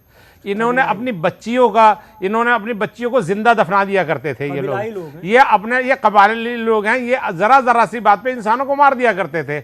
लेकिन क्योंकि नबी करीम सल्लल्लाहु अलैहि वसल्लम वहाँ पे उन्होंने पैदा हुए और उन्होंने आज इनको जो भी अगर कुछ संस्कार आए हैं, जो भी आज मजहबी बातें आई हैं, वो सिर्फ इस वजह से कि नबी करीम सल्लल्लाहु अलैहि वसल्लम वहाँ पैदा हुए। अदरवाइज वो वहाँ की जो नफ्स है, जिसको मानसिकता जिसको हम कहते हैं, वो मानसिकता जो है करुणामयी नहीं है। जो हमारे हिंदुस्तान की सभ्यता और हमारे जो पुरखों ने जो हमें दी है, हमारे जो जीन्स हैं उसके अंदर करुणा है। वहां पर करुणा नाम की कोई चीज है नहीं। बिल्कुल, क्योंकि आप अपने आप को भारतीय जीन्स का मानते हैं। एग्जैक्टली, इसलिए आप ये बात करते हैं। फैज खान जी, आप या आपके मित्रों का, रिश्तेदारों का क्या अनुभव है हज का? सबसे पहले तो मैं आपको बहुत बहुत धन्यवाद देना चाहूँगा सुदर्शन न्यूज़ की पूरी टीम को कि इतने अच्छे विषय को और राष्ट्रवाद के हर विषय को आप बहुत अच्छी तरीके से उठाते हैं। और मैं तो हज करने नहीं गया हूं, लेकिन मेरे जो साथी गए हैं, मेरे जो रिश्तेदार गए हैं, उन्होंने जो एक अलग किस्म की बात बताई है कि भारत का मुसलमान एक बड़ा वर्ग जो है वो सूफी मुसलमान है। यानी कि वो पीरों को, पैगंबरों को, गुरुओं को, औलियाओं को वो मानता है। जब वहां पर जाकर वो कभी फातिहा के लिए भी हाथ उठा देते हैं किसी बुजुर्ग की दरगाह पे, नबी करीम सल्लल्लाहु अलैहि वसल्लम की बारगाह में सलातो सलाम पढ़ने के लिए वो हाथ उठा देते हैं, तो वहां पर अरबी लोग उन्हें काफिर कहते हैं, शिर्क कहते हैं, और उनका माथा वहीं पर पटक दिया जाता है कि तुम तो शिर्क कर रहे हो, तुम हिंदू हो, तुम हिंदुस्तान के लोग, मुसलमान सच्चे मुसलमान नहीं हो। इस तरह की चीजें सूफी मुसलमानों को वहां पर झेलनी पड़ती हैं, और ऐसा हमारे कई साथियों ने बताया है। और जहां तक अफजाल भाई और आपने कहा कि उन लोगों के अंदर कोई दया करुणा नहीं है, यह बात बिल्कुल सही है। पैगंबर हजरत मोहम्मद को अल्लाह ने उस जमीन पर इसीलिए भेजा क्योंकि वो क्रूर कबीलाई लोग थे। उन लोगों को ये पता नहीं था सभ्यता क्या होती है। वो नस्लवादी लोग थे, गोरे काले में भेद करते थे। इसलिए नबी करीम सल्लल्लाहु अलैहि वसल्लम वहां पर आए और सबसे पहले अजान देने के लिए किससे नियुक्त किया? अफ्रीका के हजरत बिलाल हबशी को। हजरत बिलाल हबशी को कहा कि आप अजान दो। लेकिन इतने सालों बाद भी ये सुधर नहीं रहे ना। हाँ, और अरबियों ने उसका विरोध किया था कि हजरत मोहम्मद सल्लल्लाहु अलैहि वसल्लम आप क्यों ये एक काले व्यक्ति को अजान देने के लिए नियुक्त कर रहे हैं? तो नबी करीम सल्लल्लाहु अलैहि वसल्लम ने कहा कि अल्लाह गोरा और काला रंग नहीं देखता है बल्कि उसके दिल की भावना देखती है। लेकिन आज 1400 साल बाद भी यदि उन्होंने पैगंबर हजरत मोहम्मद की बात मानी होती तो उन अफ्रीकी भाइयों के साथ, हिंदुस्तानी भाइयों के साथ भेदभाव नहीं करते। हजरत बिलाल हबशी के वो वंशज, वो हमारे अफ्रीकी निगरो भाई, उनकी लाशें देखिए वहां पर उन्होंने कितने जलील की हुई है। यहां पर हम लोग एक कुत्ता भी पालते हैं, घोड़ा भी पालते हैं और वो खत्म हो जाए तो उसको कितने सम्मान के साथ उसको दफनाते हैं, उसका अंतिम संस्कार करते हैं। घर में चींटी निकलती है तो हम आटा डालते हैं। आटा डालते हैं, चींटी के लिए आटा डालते हैं, सांप के लिए दूध रखते हैं, हर जीव का हम सम्मान कर। और मुझे गर्व है साहब कि मैंने हिंदुस्तान में जन्म लिया है, मुसलमान होने का मुझे गर्व है। और उससे अधिक गर्व हिंदुस्तानी मुसलमान होने का गर्व है कि मेरा जींस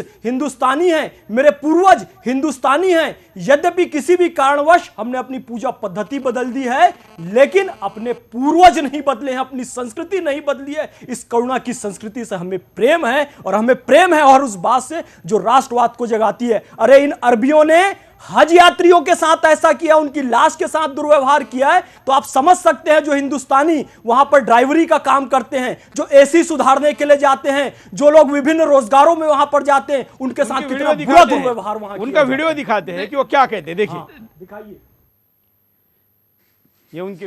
मेरा नाम यावर हुसैन है, मैं लखनऊ गोंडा का रहने वाला हूँ। इसमें कुछ लोग बिहार के हैं और बहुत से लोग यूपी के हैं, बिजनौर के भी रहने वाले हैं।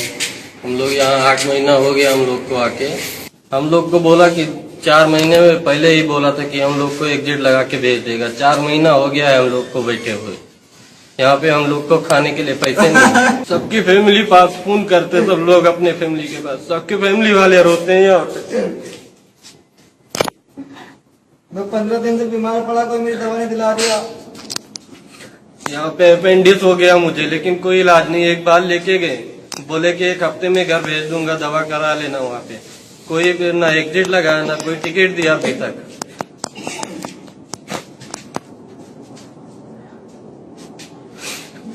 सर इतना इंडिया गवर्नमेंट से मेरी यही गुजारिश है कि बस किसी तरह हम लोग को बुला ले। बस पैसे भी नहीं दे रहा है तो पैसे भी नहीं चाहिए हम लोग, बस इंडिया किसी तरह बुला ले हम लोग। के लिए गया है। और हज जैसे जैसे आपका कुंभ का मेला है, उस तरीके से हमारे लिए हज सबसे बड़ी दुनिया में एक जो 5 फर्ज है इस्लाम में, उस 5 फर्ज में से एक फर्ज होता है हज। बिल्कुल बिल्कुल। छोटे से गांव में भी अगर कोई हाजी आता है तो लोग बड़े सम्मान के साथ उसको मान देते हैं, सम्मान देते हैं। लेकिन हमारे यहाँ तो यह है, वो क्यों ऐसा करे जहां पर आपका सर्वश्रेष्ठ स्थान है, ऐसा आप खुद कह रहे हैं। जी बेशक, मैं खुद कहता हूं कि अगर ऐसा ये बात हुई है और ऐसा कुछ हुआ है तो वो वाकई अगर क्यों लगा रहे आप, अगर लगा के आप उनको बचा रहे, आप स्क्रीन पे देखिए, हम तो फोटो वीडियो दिखा रहे हैं। नहीं, मैं वही कह रहा हूँ, आपका फोटो देख के ही मैं कह रहा हूँ कि ऐसी बात हुई है तो वाकई ये निंदनीय है, चाहे कहीं भी हो, क्योंकि ये तो जिंदा के साथ भेदभाव नहीं करना चाहिए। फिर हाजी जैसे जो हज करके गया है पवित्र व्यक्ति, और उसकी अगर कोई किसी आकस्मिक घटना या दुर्घटना के अंदर मृत्यु हो जाती है तो उसके शव के साथ, यहाँ अपने यहाँ हिंदुस्तान में तो जानवर के साथ ऐसा भेदभाव नहीं करते, तो ये तो इंसान है और इंसान भी हाजी जैसा पवित्र इंसान, और उसकी लाशों के साथ अगर इस तरीके का भेदभाव जैसा आप बता रहे हैं चल रहा हुआ है तो वो वाकई ही एक निंदनीय है। और ये इस्लाम में इसकी जितना, इस्लाम क्या, इंसान जिसकी जितना निंदा करे वो आप इस्लाम के जानकार है, आप इस शरीयत के अनुसार इन लोगों को क्या सजा होनी चाहिए? देखें, ये सजा माफी के लायक ही नहीं है। ये वहाँ की गवर्नमेंट को स्टेप उठाना चाहिए। और अगर भारत के मुसलमानों के, मैं तो कहता हूँ कहीं के भी मुसलमानों के या कहीं के भी हाजी के साथ इस तरह की घटना हुई है तो उसके लिए सभी कंट्रीज को एक आवाज में आवाज उठाना चाहिए और सबको जवाब तलब करना चाहिए इन लोगों से कि आखिर जो हम इस मुकद्दस जगह पे एक तवक्को नहीं करते हैं वो काम ऐसा कैसे हो गया। आप भी हाजी है?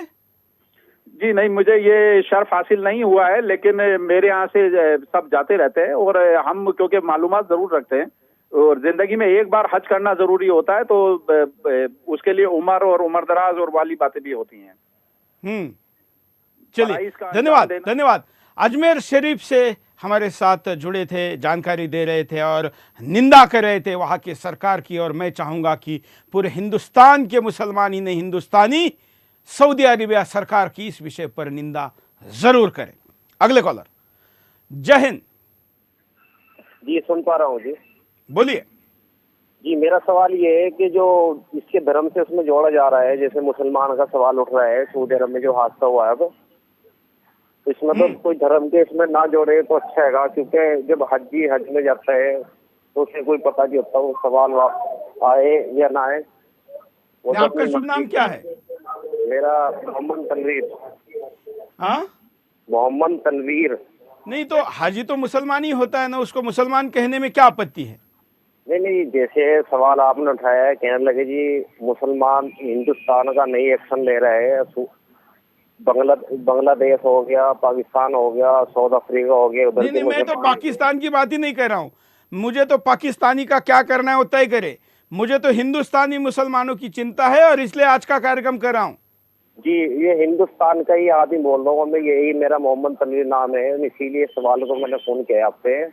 हिंदुस्तान का मुसलमान जब हज में जाता है तो उसके मन में ये नहीं होता कि मैं वापसी आऊँ या ना आऊँ, क्योंकि वो तो हज करने जा रहा है, वहाँ तो कुछ भी हादसा हो सकता है, इसमें कुछ किसी को भी पता नहीं है। बिल्कुल बिल्कुल, और इसीलिए हम कहते हैं कि इतने पवित्र यात्रा पर जाने वाले व्यक्ति, अजमेर शरीफ से थोड़ी देर पहले जो जुड़े थे उन्होंने भी कहा कि हाजी हमारे लिए सबसे पवित्र व्यक्ति होता है, वहाँ से वापस आ सकने वाले व्यक्ति को कितना मान सम्मान दिया जाता है, लेकिन ऐसे व्यक्ति के मृतदेह के साथ इतनी घिनौनी हरकत जो सऊदी अरेबिया सरकार ने की है, इसकी हम निंदा केवल करके नहीं रुकेंगे, बल्कि पूरा हिंदुस्तान कार्रवाई की मांग करे। भारत सरकार और भारत सरकार का विदेश मंत्रालय भी इस पर तुरंत एक्शन ले ले, यह हम अपेक्षा करते हैं। हमारे साथ दो और अतिथि भी जुड़ गए, हम उनके पास भी चलेंगे। हमारे साथ मोहम्मद अफजाल जी है, हमारे साथ मोहम्मद फैज़ खान जी भी है। दोनों अतिथियों के साथ जितेंद्र खुराना जी हमारे साथ पहले से जुड़े हैं। मोहम्मद अफजाल जी के पास चलते हैं। मोहम्मद अफजाल जी, आप देर से जुड़े हैं, लेकिन एक फ़ोटो हम स्क्रीन पर चला रहे हैं, मैं दोबारा आपके लिए दिखाने के लिए कहूँगा कंट्रोल रूम को। ये वो फोटो है जो भारतीय और अफ्रीकी डेड बॉडीज है जो मदीना में स्टैम्पेड हुई, उसमें मरे हुए लोगों को कैसे जानवरों जैसा एक दूसरे के ऊपर डाला गया है, इसकी निंदा दुनिया भर में हो रही है। भारत में तो कुछ कोई नहीं बोल रहा है, लेकिन हमने तय किया कि हम भारत के मुस्लिम भाइयों के डेड बॉडी के साथ जो घिनौना कृत्य हुआ है उसको दिखाएंगे। अफजाल जी, आपकी पहली प्रतिक्रिया? बहुत अफसोस की बात है जनाब, मैं बता दूं, मैं पिछले साल मैं भी हज पर था और ये जो वाक़या हुआ है सऊदी अरबिया का जो मक्का शहर है उससे 5 किलोमीटर दूर मीना का वाक़या है, और इस मीना के वाक़े में जो कुछ हुआ उसका ये मैंने पिछले साल जब मैं हज पे था तो वहाँ पर जिस तरह से हिंदुस्तानियों के साथ दुर्व्यवहार होता है, जिंदा हाजियों के साथ भी दुर्व्यवहार होता है, और तो ये तो जो इस दुनिया से रुखसत हो गए उनके साथ इस तरह का व्यवहार हो रहा है। और इसमें कम से कम मैं पिछले साल जो है मैंने कोशिश करी थी हज कमेटी को कांटेक्ट करने की कि हज कमेटी इस बारे में ज़रा संज्ञान ले, इस बारे में सोचे, क्योंकि हिंदुस्तान का मुसलमान जब अपनी ज़िंदगी का एक एक पैसा जोड़कर हज के लिए जाता है तो उसको उसका जो फ़ायदा जो मिलना चाहिए, जो ये 5 दिन होते हैं इस अहम हज के लिए, ये 5 दिन बड़े अहम होते हैं। उसके जाने में भारत का हम टैक्स देने वाले लोगों का भी पैसा लगाते हैं विकास काम छोड़ के, क्योंकि श्रद्धा का विषय है, आस्था का विषय है। ऐसे में वो पैसे जितने खर्च होते हैं उतना वहां पर अपमान भी झेलना पड़ता है, जीवित को भी और मृत को भी। आप खुद उसके भुक्तभोगी ऐसा आप बता रहे हैं। ऐसी बातों क्या अभी एक कोई भाई कह रहे थे, मुस्लिम भाई कॉलर करके, वो कह रहे थे कि नहीं मुसलमानों में देश वाली बात नहीं होती, ये सऊदी वाला है, ये पाकिस्तानी है, भारतीय है या अफ्रीकन, ऐसा नहीं होता। लेकिन ऐसा तो साफ दिख रहा है। नहीं, बिल्कुल वहाँ सब कुछ होता है। वहाँ पर सबको जो यूरोपियन कंट्री के हैं जो अरब कंट्री के, उनके लिए मीना के अंदर विशेष इंतजाम है। और हमारे हिंदुस्तानी और जो इधर के पश्चिम एशिया के हैं, जो हमारे बांग्लादेशी हैं, जो और या अफ्रीकन है, इनके लिए जो बड़ा, और सब जितने भी वो जो होते हैं टेंट होते हैं, उनके सब एसी होते हैं। और हमारे जो टेंट होते हैं, जो हिंदुस्तानियों के जो टेंट होते हैं, उसमें सिंपली एक कूलर लगा हुआ होता है। और मजे की बात यह है कि वहां पर जो खाने की व्यवस्था कहीं नहीं होती, सिर्फ एक टाइम खाना देते हैं। 2 टाइम खाना देना चाहिए इंसान को, सुबह नाश्ता देते हैं और दोपहर का खाना, रात का खाना देते ही नहीं। इस तरीके का दुर्व्यवहार होता है वहां पर।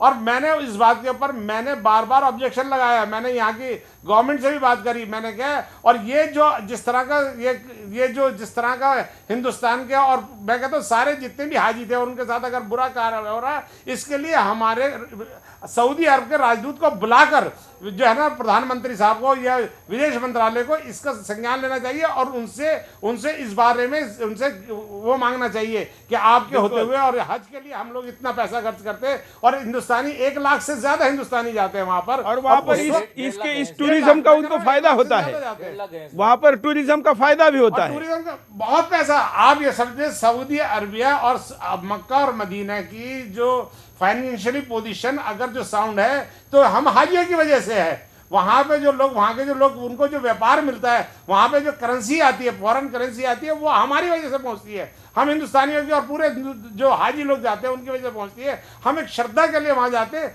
वहां जिस तरीके का व्यवहार होता है, आप ये देखिए, मैं आपको एक और बात बताता हूं कि मेरे साथ ये हुआ कि मैं अगर वहां की गलियों में खड़े होकर किसी से अंग्रेजी में अगर सवाल करता हूं या हिंदी में या उर्दू में सवाल करता हूं, तो वो जवाब नहीं देते, वो कहते अरबी में जवाब बोलो, अरबी में बोलो। अब अरबी सीखने के लिए तब मैं पहले हज को जाने से पहले मुझे पहले अरबी सीखनी पड़ेगी, तब मैं वहां पे जाकर अपने मकसद को जो हल करना चाहता हूँ वो नहीं ये। और जबकि मैंने पूछा वहां के उससे, एम्बेसी से, क्या अरबी सीखनी जरूरी है, तो उन्होंने कहा नहीं, ये सब जितने भी अरबी हैं ये सब जानते हैं, हिंदी उर्दू सब जानते हैं। तो ये लेकिन जानबूझकर हिंदुस्तानी को परेशान करते हैं। ये मेरे साथ हुआ, पर्सनली मैं जो बात कर रहा हूँ मेरे साथ हुआ इस तरह का। और ये दुर्व्यवहार करते हैं ये लोग। ये हाजियों की जो कदर करनी चाहिए, जो आप अपनी जिंदगी का सरमाया इकट्ठा करके, पैसे इकट्ठा करके, एक एक पैसे इकट्ठा करके जब वहां जाता है, तो उसका सम्मान जो होना चाहिए वो सम्मान नहीं होता वहां पे। बिल्कुल। और ऐसे अपमान का इतनी हेल्प कर दीजिए हम लोग। अफजाल भाई, हर व्यक्ति वहां रो रहा है, आप देख सकते हैं। और खुद उन्होंने जानबूझ के अपना नाम मुस्लिम है ये बताया है, और फाइनली उन्होंने ऐसा करने के बजाय यहाँ तक भी किया है। अब आप सोच सकते हैं कि इसका मतलब ये अंदर से निकला है, जो भारतीयता है मुसलमानों की वो निकली है। और शायद मुझे लगता है कि वो ऐसा करते हैं इसीलिए वहाँ पर उनको मारा जाता है। देखिए एक बात सुनिए, ये तो हमारे हिंदुस्तानी मुसलमान हैं और हम हिंदुस्तानी मुसलमान हैं। मैंने तो वहाँ पे जो अभी फैज़ भाई ने हज़रत बिलाल का जिक्र किया है, उनकी नस्ल के लोग, आज गुलामी प्रथा नहीं है, आज गुलाम नहीं है, लेकिन वहाँ पे जो वो जीवन व्यतीत कर रहे हैं वो आज भी गुलाम है। वो आज भी इस तरह का काम, उनको शिक्षा के बिल्कुल नज़दीक नहीं जाने दिया जाता है। वो अगर कोई भाषा जानते हैं तो सिर्फ अरबी भाषा जानते हैं, और वो अरबी भाषा से वो हमारे से, अगर हम उनसे बात करना चाहते हैं तो वो हमारे सवालों का जवाब सिर्फ आंसू से देते हैं। जब मैंने उन लोगों से बातचीत करी, वहाँ पे जो ड्राइवर देखे मैंने, जो बसों के ड्राइवर हैं, वहाँ पे मजदूरी करने वाले जो हैं वो सब काले लोग हैं, सारे निग्रो लोग हैं। और मैं आपको बता दूं कि वहाँ जो जिस तरीके का वो जो भीख मांगने वाली औरतें हैं ना, और भीख मांगने वाले लोग हैं, जो फड़ी लगाने वाले लोग हैं, वो सारे ये निग्रो लोग हैं। वहाँ पे सऊदी अरब के जो गोरे लोग हैं, जो वहाँ के निग्रो शब्द यूज करना मना है, लेकिन हम भाव समझते हैं। खुराना जी, मैं इस विषय पर, मेरे साथ जो 2 व्यक्ति बैठे हैं वो इस विषय को मुझसे ज़्यादा अच्छी तरह समझते हैं, लेकिन मैं एक और इससे से जुड़े एक बात पे ध्यान ले जाना चाहता हूँ। जब दोनों सम्मानीय सज्जन ये कह रहे हैं कि वहाँ पे भारतीय मुसलमानों के साथ ही होता है, वहाँ पे वहाबी समुदाय ज़्यादा प्रभावशाली है, और अभी पिछले 4 सालों में सऊदी अरेबिया से वहाबियों ने भारत में 1700 करोड़ रुपया भेजा है, और 25,000 वहाबी स्कॉलर भारत आए हैं, और उन्होंने पूरे भारत में जाके वहाबिज़म का प्रचार किया है। ये पैसा आया मस्जिदों के लिए, ये पैसा आया मदरसों के लिए, ये पैसा आया आर्थिक सहायता देने के लिए। जब भारतीय मुसलमानों को ये मालूम है बात ये कि सऊदी अरेबिया में ये अत्याचार होता है, वहाँ वहाबी प्रभावशाली है, फिर भी उनके आगे हाथ फैलाया जाता है और उनसे पैसा लिया जाता है और वहाँ के 25,000 स्कॉलर्स को क्यों बुलाया जाता है 4 साल की? ये बिल्कुल फैज खान क्यों उसका विरोध क्यों नहीं हो रहा? मैं यही बात कहना चाहूंगा, हम राष्ट्रवादी जो मुसलमान हैं इस बात का सऊदी के पैसे का हमेशा से विरोध करते हुए आए हैं, क्योंकि सऊदी का पैसा अगर इस हिंदुस्तान में आएगा धर्म प्रचार के नाम पर तो वो भारत की तबाही लेकर आएगा। क्यों? क्योंकि सऊदी के ही उस डॉलर के लालच में हैदराबाद की आज कितनी बेटियां हमारी बर्बाद हो चुकी है, केरला की हमारी कितनी बेटियां बर्बाद हो चुकी है, उनका यौन शोषण किया गया, उनको ले जाकर 1-1 महीना 2-2 महीने में यौन शोषण करके उन्हें छोड़ दिया गया उसी सऊदी के रियाल की लालच में। तो सऊदी रियाल के लालच में हमको नहीं पड़ना है। मैं यही कहना चाहूंगा, धर्म प्रचार के नाम पर यहां पर आएंगे लेकिन भारत में अपनी आर्थिक और धार्मिक सत्ता स्थापित करना चाहेंगे। भारतीयों को तो वो नीचा समझते ही है, उन्हें मुसलमान मानते ही नहीं है। वो कहीं ना कहीं उनके दिलो दिमाग में हावी होकर चाहे धर्म के नाम पर, पैसे के नाम पर इस हिंदुस्तानी मुसलमानों को दुरुपयोग करते हैं, उन्हें जिहादी बनाते हैं, उन्हें गलत तरीके से आतंकवाद की ट्रेनिंग देते हैं और ये सारी चीजें कहीं ना कहीं भारतीय मुसलमानों को राष्ट्रवाद के विरुद्ध और अपने राष्ट्रीय हितों के विरुद्ध ले जाती है, जिसका कि आइडियल इस्लाम विरोध करता है। जो अपने देश का नहीं हुआ, जो अपने मुल्क का नहीं हुआ, वो कभी भी वो गद्दार व्यक्ति कभी मुसलमान नहीं हो सकता। यदि अरब की आइडियोलॉजी हम भारतीयों को अपने मुल्क से गद्दारी करना सिखा रही है उस पैसे से, तो हम इसको नहीं मानते। जो बात अभी फैज भाई कह रहे हैं, थोड़े दिन पहले एक मौलवी आए थे, उन्होंने कहा कि हमारे लिए देश की सीमा नहीं होती। ठीक है, देश की सीमा नहीं होती है साहब, मैं ये कहना चाहूंगा वो आइडियल लेवल पे देश की सीमा नहीं होती। जब आप सारे मुसलमानों को एक माने, एक ही सफ में खड़े हो गए महमूद और अयाज, ना कोई बंदा रहा ना कोई बंदा नवाज, यानी कि गुलाम को और मालिक को एक सफ में तो खड़ा कीजिए। आप अरबियों के लिए विशेष सुविधाएं देते हैं, यूरोपियों के लिए विशेष सुविधाएं देते हैं, और भारतीय जाता है तो उसको आप खाने के लिए भी नहीं देते हैं। अभी आपने खुद वीडियो दिखाया कि भारतीय मुसलमान नौकरों की वहां पर क्या हालत है। फिर कहा है कि सारे मुसलमान दुनिया के एक हो गए। मैं भारतीय मुसलमानों को स्पष्ट रूप से कहूंगा, बल्कि एक चेतावनी देना चाहूंगा, मेरे भाई आप सबसे सुरक्षित हिंदुस्तान में हो। एक बार जाकर आप सीरिया और इराक में देख लो, यदि वर्ल्ड वाइड इस्लाम की आप बात करते हो तो इस्लाम सबसे अधिक कहीं सुरक्षित है, मुसलमान सबसे अधिक कहीं सुरक्षित है तो सरजमीन हिंदुस्तान में है। और 1 मिनट में और कहना चाहूंगा कि नबी करीम सल्लल्लाहु अलैहि वसल्लम करते हैं, मुझे 2 मिनट पाकिस्तान से बहुत ज्यादा प्रेम करते हैं, उनको भी बताइए। चौहान जी मुझे 2 मिनट चाहिए, बस 1 मिनट में साहब बात कंप्लीट करूंगा कि इसीलिए हमारे नबी करीम सल्लल्लाहु अलैहि वसल्लम हजरत मोहम्मद ने फरमाया कि मुझे सुकून की ठंडी हवा सरजमीन हिंद की तरफ से आती है। यानी उन अरबियों से हमारे नबी को भी सुकून नहीं मिला, सुकून की ठंडी हवा उन्हें पूरब दिशा की ओर से। उसका मतलब ये निकाला, ये दुष्ट ये मतलब निकालते हैं कि इसका मतलब ये इस पर हमको इस्लाम ने कब्जा करना है और यहाँ से हिंदुओं को भगाना है।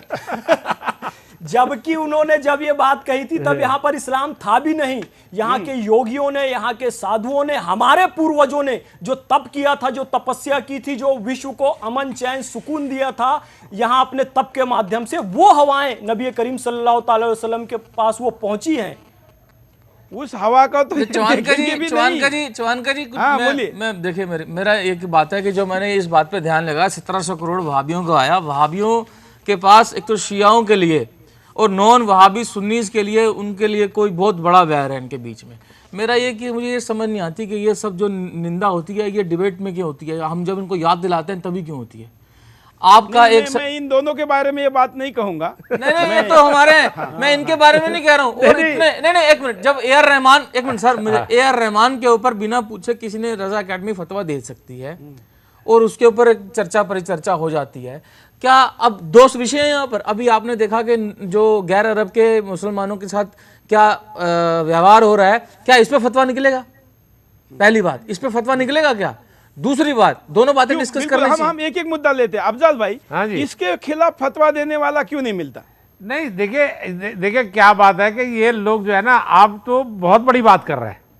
यहाँ पर जो हमारे जो बहुत छोटी सी बात है और जिसमें लगता है, मैं ये कहता हूँ कि वो बेटी के खिलाफ तो उनके फतवे आ जाते हैं, जिसका बलात्कार होता है, या वो कहते हैं वो इसके साथ रहेगी या उसके साथ रहेगी, वो तो आ जाते हैं, लेकिन उस चोर, उस बेईमान, उस कातिल के बारे में नहीं आते, जिसके बारे में सऊदी गवर्नमेंट कहती है कि ये सऊदी जो इस्लामिक जो कानून है वो ये कहता है इसकी गर्दन काट देनी चाहिए, इसके हाथ काट देने चाहिए। वो तो शरीयत हमारा, अरे शरीयत वो फतवा ही तो शरीयत का वो हिस्सा है। आप यहाँ से फतवा क्यों नहीं आता? यही तो बात है ना, हमारे उलमा जो है ना, जब हम उनसे बात करते हैं ना कि भाई तुम बेटी के बारे में तो ये आप उन्हें गलत मानते हो, इस्लाम खतरे में आ गया, आप उन्हें गलत मानते हो? नहीं, देखो ऐसा है, जब हम और काहे की जंग लड़ रहे हैं हम, आप गलत, देखिए गलत और सच तो नहीं, मेरी बात सुनिए, गलत और सच, हम अगर गलत ना मानते, हम जो सच है, मेरा निवेदन है, देखिए एक बात सुनिए, सीधा सीधा बोलिए ना, देखिए मैं एक बात समझ लीजिए, मेरी बात को समझ लीजिए, हम गलत और सही का फैसला करने वाले नहीं है। तो निंदा तो कर रहे हैं, हम निंदा करने में हमने कोई कसर नहीं है। हाँ, गलत जो मैं कह रहा हूँ, निंदा करने में मैं कहाँ भाग रहा हूँ, निंदा तो मैं कड़ी निंदा कर रहा हूँ, बहुत निंदा कर रहा हूँ,